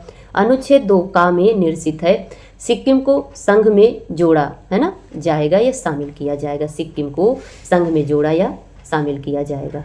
आगे बात करते हैं कि नए राज्यों का निर्माण, वर्तमान राज्यों के क्षेत्रों, सीमाओं या नामों में परिवर्तन। राज्यों के मामले में देखें तो क्या दिया गया है कि उपर्युक्त परिवर्तनों पर अनुच्छेद 3 की बात है चल रही है। ठीक, अनुच्छेद 3 में बताया गया है। तो राज्यों के मामले में उपर्युक्त परिवर्तनों पर विचार करने वाला विधेयक राष्ट्रपति की पूर्व सिफारिश के साथ ही संसद में पेश किया जा सकता है। आगे अनुच्छेद 3 में यह भी बताया गया है कि राष्ट्रपति को विधेयक पर सिफारिश करने से पहले एक निर्दिष्ट अवधि के भीतर अपने विचार व्यक्त करने के लिए इससे संबंधित राज्य विधानमंडल के पास भेजना होता है। राष्ट्रपति या संसद राज्य विधानमंडल के विचार स्वीकार करने के लिए बाध्य नहीं है। आगे बात करते हैं कि संघ राज्य क्षेत्रों के मामले में विधेयक को संबंधित विधायिका के विचार जानने के लिए उसके पास भेजने की आवश्यकता नहीं है और संसद स्वयं ऐसी कोई भी कार्रवाई कर सकती है जो वह उचित समझे। अब बात करते हैं अगले अनुच्छेद की। अनुच्छेद 4 पहली और चौथी अनुसूची के संशोधन करने तथा अनुपूरक, आनुषंगिक और पारिणामिक विषयों का उपबंध करने के लिए अनुच्छेद 2 और अनुच्छेद 3 के अधीन बनाए गए कानून। अनुच्छेद 4 यह अनुच्छेद घोषणा करता है कि अनुच्छेद 2 और अनुच्छेद 3 के भीतर या 3 के अधीन बनाए गए कानूनों को अनुच्छेद 368 के तहत संविधान के संशोधनों के रूप में नहीं माना जाएगा। तो यह अनुच्छेद 4 की बात चल रही थी, है ना। चलिए आगे देखते हैं। अब अगला चैप्टर आ गया। चैप्टर का नाम देखेंगे क्या है, पहले सबसे पहले चैप्टर का नाम, फिर आगे पढ़ेंगे। तो चैप्टर का नाम दिया गया है नागरिकता, है ना। कौन सा है चैप्टर, नागरिकता, जो भाग 2 में है और कहाँ से कहाँ तक है, तो 5 से 11 तक दिया गया। वो सब किससे संबंधित है, नागरिकता से संबंधित है। इसमें है भाग 2 में। तो चलिए देखते हैं।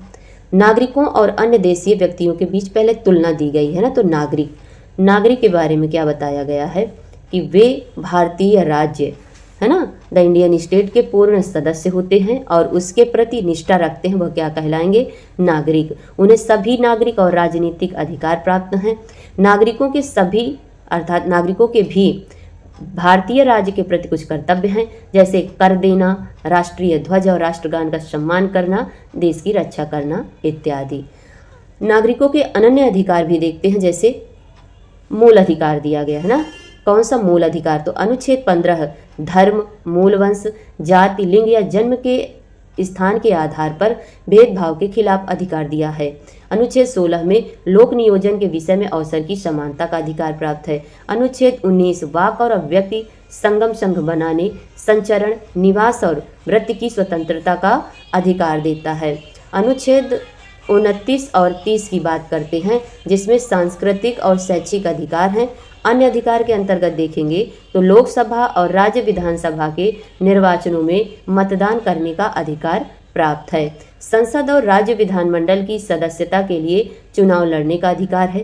कुछ सार्वजनिक पद धारण करने की पात्रता अर्थात भारत के राष्ट्रपति, भारत के उपराष्ट्रपति, उच्चतम न्यायालय और उच्च न्यायालय के न्यायाधीश, राज्यों के राज्यपाल, भारत के महान न्यायवादी, राज्यों के महाधिवक्ता इसमें दिए गए हैं। अन्य देशीय व्यक्ति के बारे में बात करें तो वे किसी अन्य राज्य देश के नागरिक होते हैं, है ना। अन्य देशीय व्यक्ति, उन्हें सभी नागरिक और राजनीतिक अधिकार प्राप्त नहीं होते हैं। इनकी 2 श्रेणियां रखी गई हैं। देखिए 2 श्रेणियों के अंतर्गत देखेंगे क्या कि मित्र देशों के व्यक्ति उन देशों के लोग जिनके भारत के साथ मधुर संबंध हैं। शत्रु देशों के व्यक्ति उस देश के व्यक्ति जो भारत के साथ युद्धरत हैं। उन्हें मित्र देशों की व्यक्तियों की तुलना में कम अधिकार प्राप्त होते हैं। उदाहरण के लिए उन्हें गिरफ्तारी और हिरासत के खिलाफ संरक्षण का अधिकार नहीं मिलता है। अनुच्छेद 22 में यह दिया गया है। आगे बात करते हैं। देखिए आगे क्या दिया गया है ना। तो अन्य देशीय व्यक्तियों को अधिकार क्या क्या मिले हैं। तो जो अन्य देशीय व्यक्ति हैं वो देखिए अनुच्छेद 15, 16, 19 और 29, 30 को छोड़कर अन्य सभी अधिकार प्राप्त हैं। तो जो अन्य देशीय व्यक्ति हैं उनको अनुच्छेद 15, 16, 19, 29, 30 के जो अधिकार हैं उनसे उनको वंचित किया गया है। शत्रु देशों के व्यक्ति उन्हें गिरफ्तारी और हिरासत के खिलाफ संरक्षण का अधिकार नहीं मिलता। अनुच्छेद 22 में बताया गया है।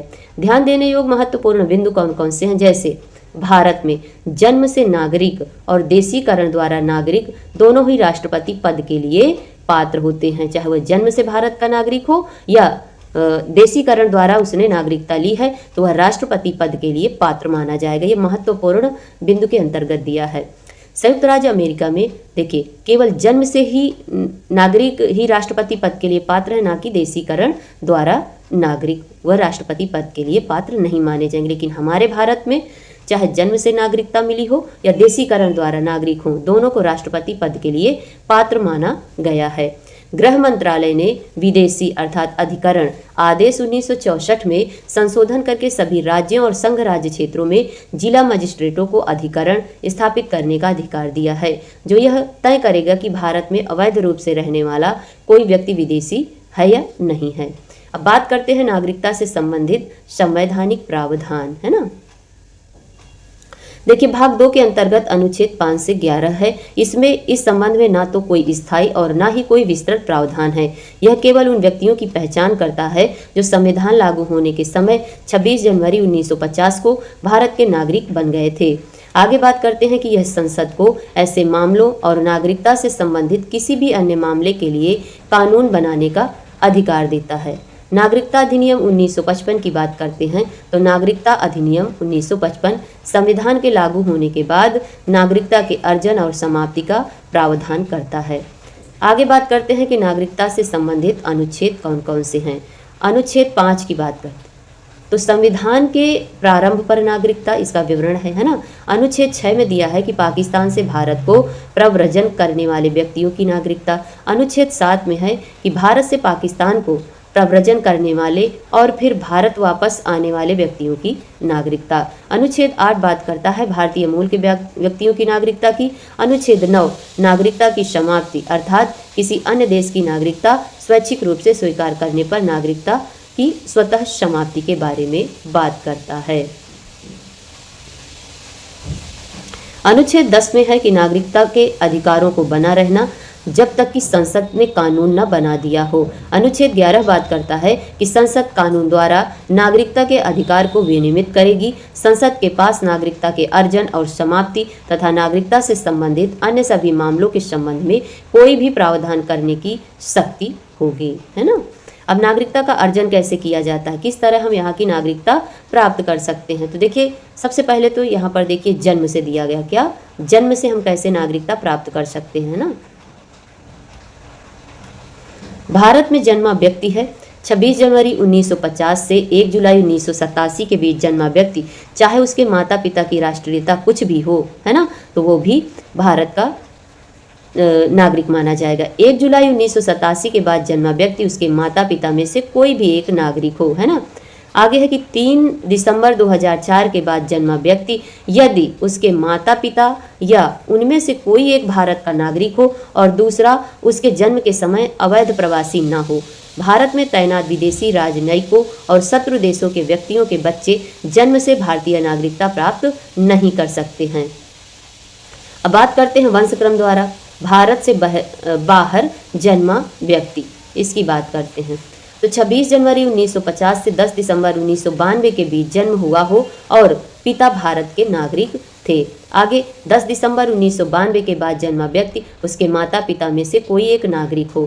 3 दिसंबर 2004 से बशर्ते कि उसका जन्म तिथि के 1 वर्ष के भीतर या अवधि समाप्त होने के बाद केंद्र सरकार की अनुमति से भारतीय वाणिज्य दूतावास में पंजीकृत हो। आगे बात करते हैं पंजीकरण द्वारा। तो पंजीकरण द्वारा केंद्र सरकार किसी भी व्यक्ति अवैध प्रवासी नहीं है ना द्वारा आवेदन करने पर उसे भारत के नागरिक के रूप में पंजीकृत कर सकती है यदि वह कतिपय शर्तों को पूरा करता है, और ऐसे व्यक्तियों को भारत के नागरिक के रूप में पंजीकृत होने से पहले निष्ठा की शपथ लेनी होगी। देशीयकरण की बात करें तो देशीयकरण द्वारा केंद्र सरकार किसी भी व्यक्ति, केवल वह अवैध प्रवासी नहीं हो, है ना, द्वारा आवेदन करने पर उसे देशीयकरण का प्रमाण पत्र दे सकती है यदि उसके पास कुछ अर्हताएं हैं। आगे बात करते हैं किसी क्षेत्र के समावेशन द्वारा, है ना। तो यदि कोई विदेशी राज्य क्षेत्र भारत का अंग बन जाता है तो भारत सरकार उन व्यक्तियों को निर्दिष्ट करती है जो उस राज्य क्षेत्र के लोगों में से भारत के नागरिक होंगे। ऐसे व्यक्ति अधिसूचित तिथि से भारत के नागरिक बन जाते हैं। आगे देखते हैं नागरिकता की समाप्ति किस तरह होती है, इसको भी देखेंगे, है ना। तो अभी तो हमने देखा कि हमें भारत की नागरिकता कैसे मिल जाती है, कैसे मिलती है ना। अब बात करेंगे नागरिकता की समाप्ति की, है ना, किस तरह हमारी नागरिकता समाप्त भी हो जाती है। चलिए, नागरिकता अधिनियम 1955 में नागरिकता की समाप्ति के 3 तरीके निर्धारित किए गए। कितने? 3 तरीके। चाहे वह नागरिकता इस अधिनियम के तहत प्राप्त की गई हो या संविधान के तहत उससे पहले प्राप्त की गई हो। क्या क्या है उनको देख लेते हैं।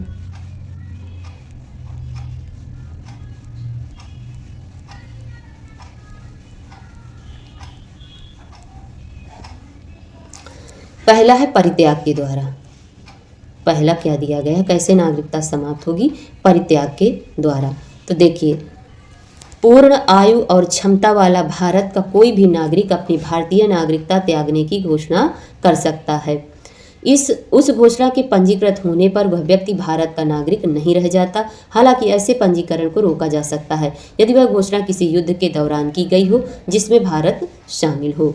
उस व्यक्ति के प्रत्येक नाबालिग बच्चे को भी भारतीय नागरिकता समाप्त हो जाती है। हालांकि जब ऐसा बच्चा 18 वर्ष का हो जाता है तो वह भारतीय नागरिकता फिर से प्राप्त कर सकता है।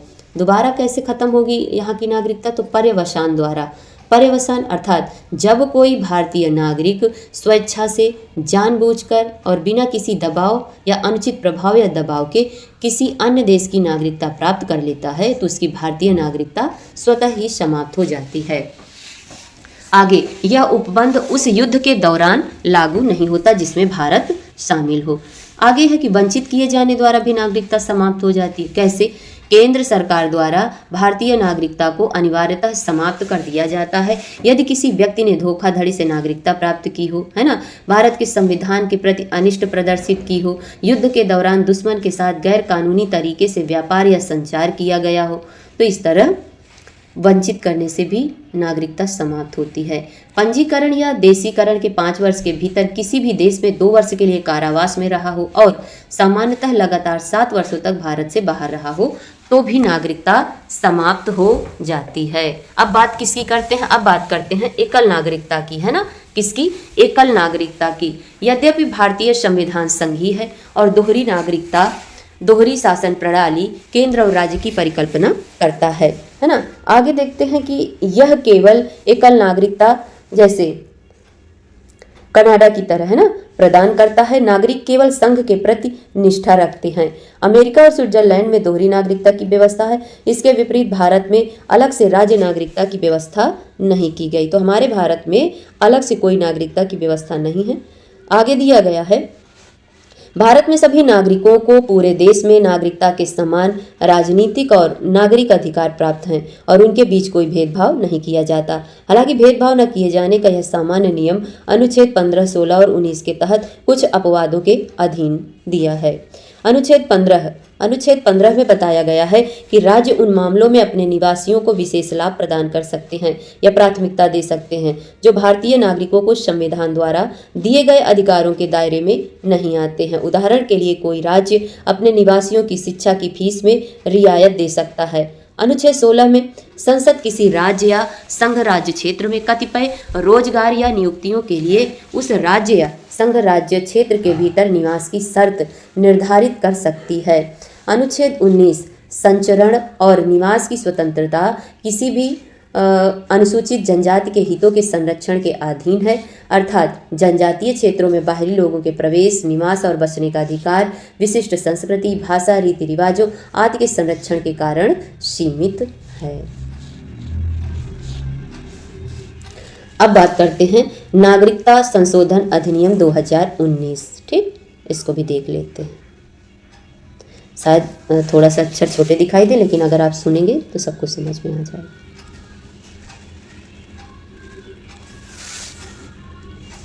देखिए, नागरिकता संशोधन अधिनियम 2019 अवैध प्रवासियों की परिभाषा। यह अधिनियम अवैध प्रवासियों को भारतीय नागरिकता प्राप्त करने से रोकता है। नागरिकता संशोधन अधिनियम 2019 यह ऐसे अवैध प्रवासी को एक विदेशी के रूप में परिभाषित करता है जो वैध पासपोर्ट या यात्रा दस्तावेजों के बिना भारत में प्रवेश करता है। यह अनुमत समय से अधिक समय तक रहता है। आगे नेक्स्ट है कि अफगानिस्तान, बांग्लादेश और पाकिस्तान से 31 दिसंबर 2014 को या उससे पहले भारत में प्रवेश करने वाले हिंदू, सिख, बौद्ध, जैन, पारसी और ईसाई लोगों को अवैध प्रवासी नहीं माना जाएगा और व्यक्तियों के इन समूहों के लिए 11 वर्ष की शर्त को कम करके 5 वर्ष किया जाएगा। नेक्स्ट है कि अवैध प्रवासियों के लिए नागरिकता के ये प्रावधान संविधान की 6ठी अनुसूची में शामिल हैं। असम, मेघालय, मिजोरम और त्रिपुरा के आदिवासी क्षेत्रों पर लागू नहीं किए जाएंगे। इसके अलावा अरुणाचल प्रदेश, मिजोरम, मणिपुर और नागालैंड पर लागू बंगाल ईस्टर्न फ्रंटियर रेगुलेशन 1873 के तहत अधिसूचित इनर लाइन क्षेत्रों पर लागू नहीं होगा। नागरिकता संशोधन अधिनियम 2019।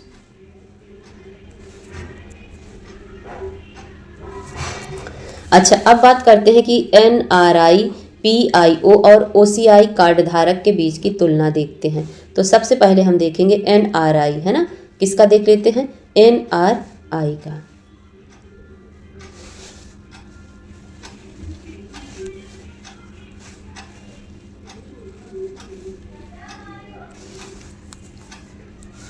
तो अनिवासी भारतीय अर्थात NRI ऐसा भारतीय नागरिक जो सामान्यतः भारत से बाहर निवास कर रहा है और उसके पास भारतीय पासपोर्ट है ना। भारतीय नागरिकों को सभी लाभ समय समय पर सरकार द्वारा जारी अधिसूचनाओं के अधीन उपलब्ध हैं। आगे किसी वीजा की आवश्यकता नहीं है। भारत में स्थानीय पुलिस अधिकारियों के साथ पंजीकरण कराने की आवश्यकता भी नहीं है। सभी क्रियाकलाप कर सकते हैं। वह एक भारतीय नागरिक है। इसकी बात कर रहे थे हम, अभी हमने बताया, तो NRI की बात थी, इतना इनके बारे में। अब बात करते हैं किसकी, भारतीय मूल के व्यक्ति अर्थात PIO के बारे में। तो इनके बारे में क्या दिया गया है कि ऐसे व्यक्ति, किसकी बात है, भारतीय मूल के व्यक्ति PIO, ऐसा व्यक्ति जो या जिसके पूर्वज भारतीय राष्ट्रीयता के थे और जिसके पास वर्तमान में किसी अन्य देश की नागरिकता राष्ट्रीयता है, अर्थात उसके पास विदेशी पासपोर्ट है। आगे बात करते हैं कि कोई विशेष लाभ नहीं है, इनको वीजा की आवश्यकता पड़ती है, हाँ, यदि ठहरने की अवधि 180 दिनों से अधिक है। आगे है कि प्राप्त वीजा के प्रकार के अनुसार क्रियाकलाप ये लोग कर सकते हैं। नागरिकता अधिनियम 1955 के अनुसार पंजीकरण के लिए आवेदन करने से पहले उसे 7 वर्ष की अवधि के लिए भारत में सामान्य रूप से निवासी होना होगा। तो अब अगली बात करते हैं किसकी, अगली बात करते हैं हम भारत के प्रवासी नागरिक के बारे में। ठीक, कार्ड धारक के रूप में जो है इनको बात करते हैं। OCI, है ना। देखिए, नागरिकता अधिनियम 1955 के तहत भारत के प्रवासी नागरिक कार्ड धारक के रूप में पंजीकृत व्यक्ति कहलाते हैं।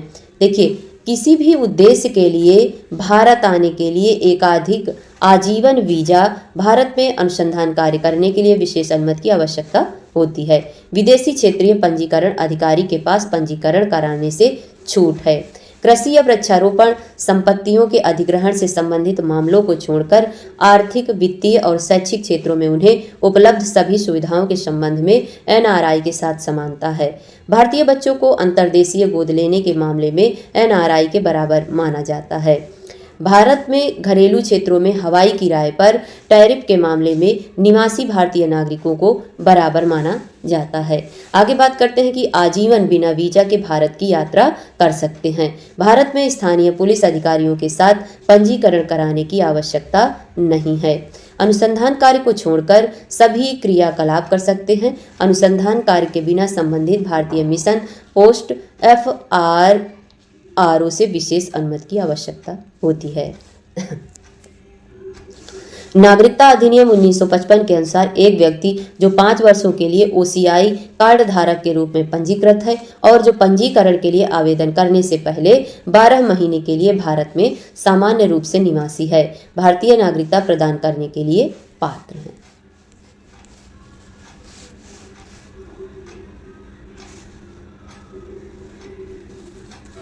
अब देखिए, अब दिया गया है क्या कि जो OCI कार्ड धारकों का पंजीकरण रद्द किया जाना, किस तरह इनका पंजीकरण रद्द भी किया जा सकता है। देखिए, अधिनियम में प्रावधान है कि केंद्र सरकार द्वारा कुछ आधारों पर OCI का पंजीकरण रद्द कर सकती है। इसमें निम्नलिखित शामिल है। पहला, यदि OCI धोखाधड़ी के माध्यम से पंजीकृत किया गया है या यदि पंजीकरण के 5 वर्ष के भीतर OCI को 2 वर्ष या उससे अधिक के कारावास की सजा सुनाई गई हो, यदि वह भारत की संप्रभुता और सुरक्षा के हित में आवश्यक हो, यदि OCI ने केंद्र सरकार द्वारा अधिसूचित अधिनियम या किसी अन्य कानून के प्रावधानों का उल्लंघन किया हो। OCI रद्द करने का आदेश तब तक पारित नहीं किया जाना चाहिए जब तक कि OCI कार्ड धारक को सुनवाई का अवसर ना दिया जाए, है ना। तो ये रही बात।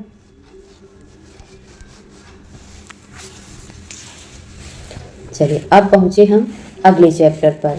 अगला चैप्टर क्या है इसको भी देखेंगे, है ना। अगला चैप्टर हमारा आ जाता है मूल अधिकार का। मूल अधिकार किसमें है, तो अगर भाग पूछा जाए तो भाग 3 अनुच्छेद 12 से 35 तक मूल अधिकारों का वर्णन किया गया है। चलिए समझते हैं मूल अधिकार क्या है। तो मूल अधिकार सर्वांगीण विकास, भौतिक, बौद्धिक और नैतिक और आध्यात्मिक विकास के लिए अत्यंत महत्वपूर्ण माने जाते हैं। ये संयुक्त राज्य अमेरिका के संविधान अर्थात अधिकार पत्र से प्रेरित थे।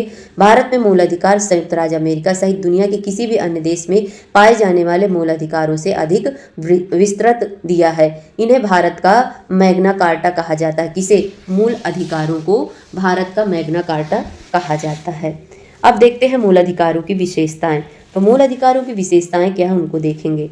देखिए, मूल अधिकार राजनीतिक लोकतंत्र के आदर्श को बढ़ावा देते हैं। ये कार्यपालिका के अत्याचार और विधायिका के मनमाने कानून पर सीमाएं लगाते हैं, जो हमारे मूल अधिकार हैं, ताकि एक सत्तावादी तथा निरंकुश शासन की स्थापना को रोका जा सके। मूल अधिकार का उद्देश्य विधि का शासन स्थापित करना है। आगे है कि ये न्यायालय में विचार योग्य प्रकृति के हैं। यदि कभी किसी व्यक्ति के मूल अधिकारों का उल्लंघन होता है तो वह इनके प्रवर्तन के लिए न्यायालय की शरण ले सकता है। मूल अधिकार राज्य के विरुद्ध नागरिकों के दावे हैं, ना कि नागरिकों के विरुद्ध राज्य के दावे हैं, है ना। ये क्वेश्चन देखिए बना है UPSC में।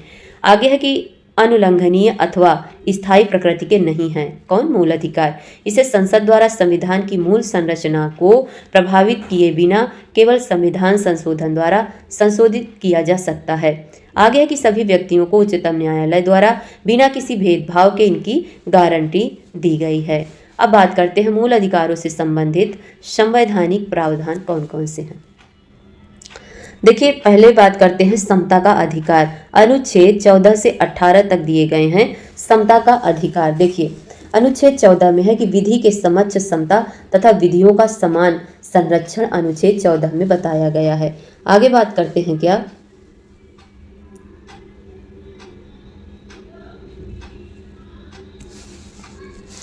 धर्म, मूलवंश, लिंग और जन्म स्थान के आधार पर विभेद का प्रतिषेध करता है अनुच्छेद 15। अनुच्छेद 16 में लोक नियोजन के विषय में अवसर की समता है। अनुच्छेद 17 में अस्पृश्यता का अंत है। उपाधियों का अंत अनुच्छेद 18 में बताया गया है। अब बात करते हैं स्वतंत्रता का अधिकार। स्वतंत्रता का अधिकार अनुच्छेद 19 से 22 तक वर्णन किया गया है। स्वतंत्रता के संबंध में 6 अधिकारों का संरक्षण अनुच्छेद 19 में है, जिसमें वाक एवं अभिव्यक्ति की स्वतंत्रता के बारे में बताया गया है। आगे है कि अपराधों के लिए दोषसिद्धि के संबंध में संरक्षण अनुच्छेद 20 में दिया गया है। अनुच्छेद 21 में प्राण एवं दैहिक स्वतंत्रता का संरक्षण है। अनुच्छेद 21 का में प्रारंभिक शिक्षा का अधिकार है। अनुच्छेद 22 में बताया गया है कि कुछ दशाओं में गिरफ्तारी और निरोध से संरक्षण है ना। चलिए आगे देखते हैं।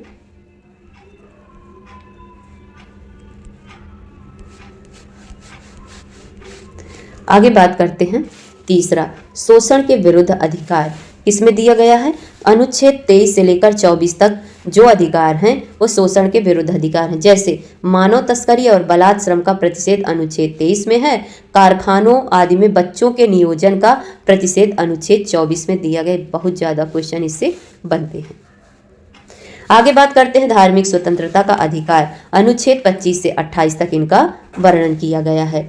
धार्मिक स्वतंत्रता के अधिकार में बताया गया है, देखिए पहला है कि अंतःकरण की और धर्म के आबाद रूप में मानने, आचरण और प्रचार करने की स्वतंत्रता किसमें दी गई है।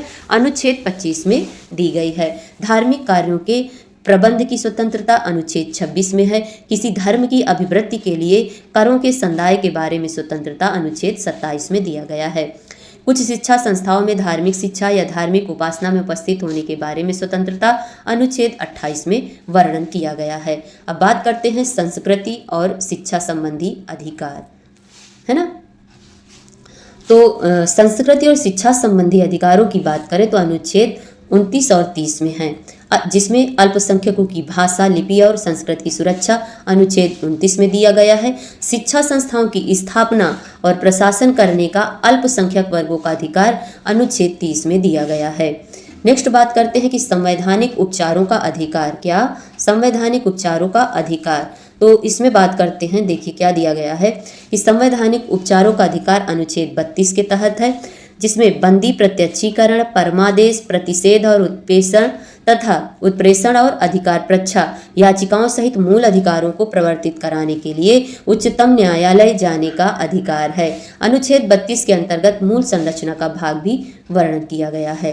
अब बात करते हैं मूल अधिकारों की उपलब्धता की। किसकी? मूल अधिकारों के उपलब्धता की, जिसमें केवल नागरिकों के लिए उपलब्ध है, विदेशियों के लिए नहीं। अनुच्छेद 15, 16, 19, 29 और 30, है ना, नागरिकों और विदेशियों अर्थात शत्रु देशों के नागरिकों को छोड़कर दोनों के लिए उपलब्ध अनुच्छेद 14, 20 और 28 है।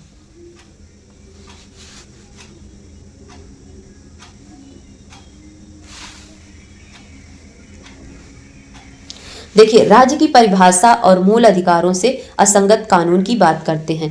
देखिए राज्य की परिभाषा किसमें दिया गया है? अनुच्छेद 12 में। क्या है राज्य की परिभाषा, इसको देखेंगे तो अनुच्छेद 12 के अनुसार राज्य शब्द में सरकार और संसद, राज्यों की सरकार और विधायिका, सभी स्थानीय प्राधिकरण अर्थात नगर पालिकाएं, पंचायत, जिला बोर्ड, सुधार ट्रस्ट आदि अन्य सभी प्राधिकरण अर्थात भारतीय जीवन बीमा निगम, ONGC, सेल आदि जैसे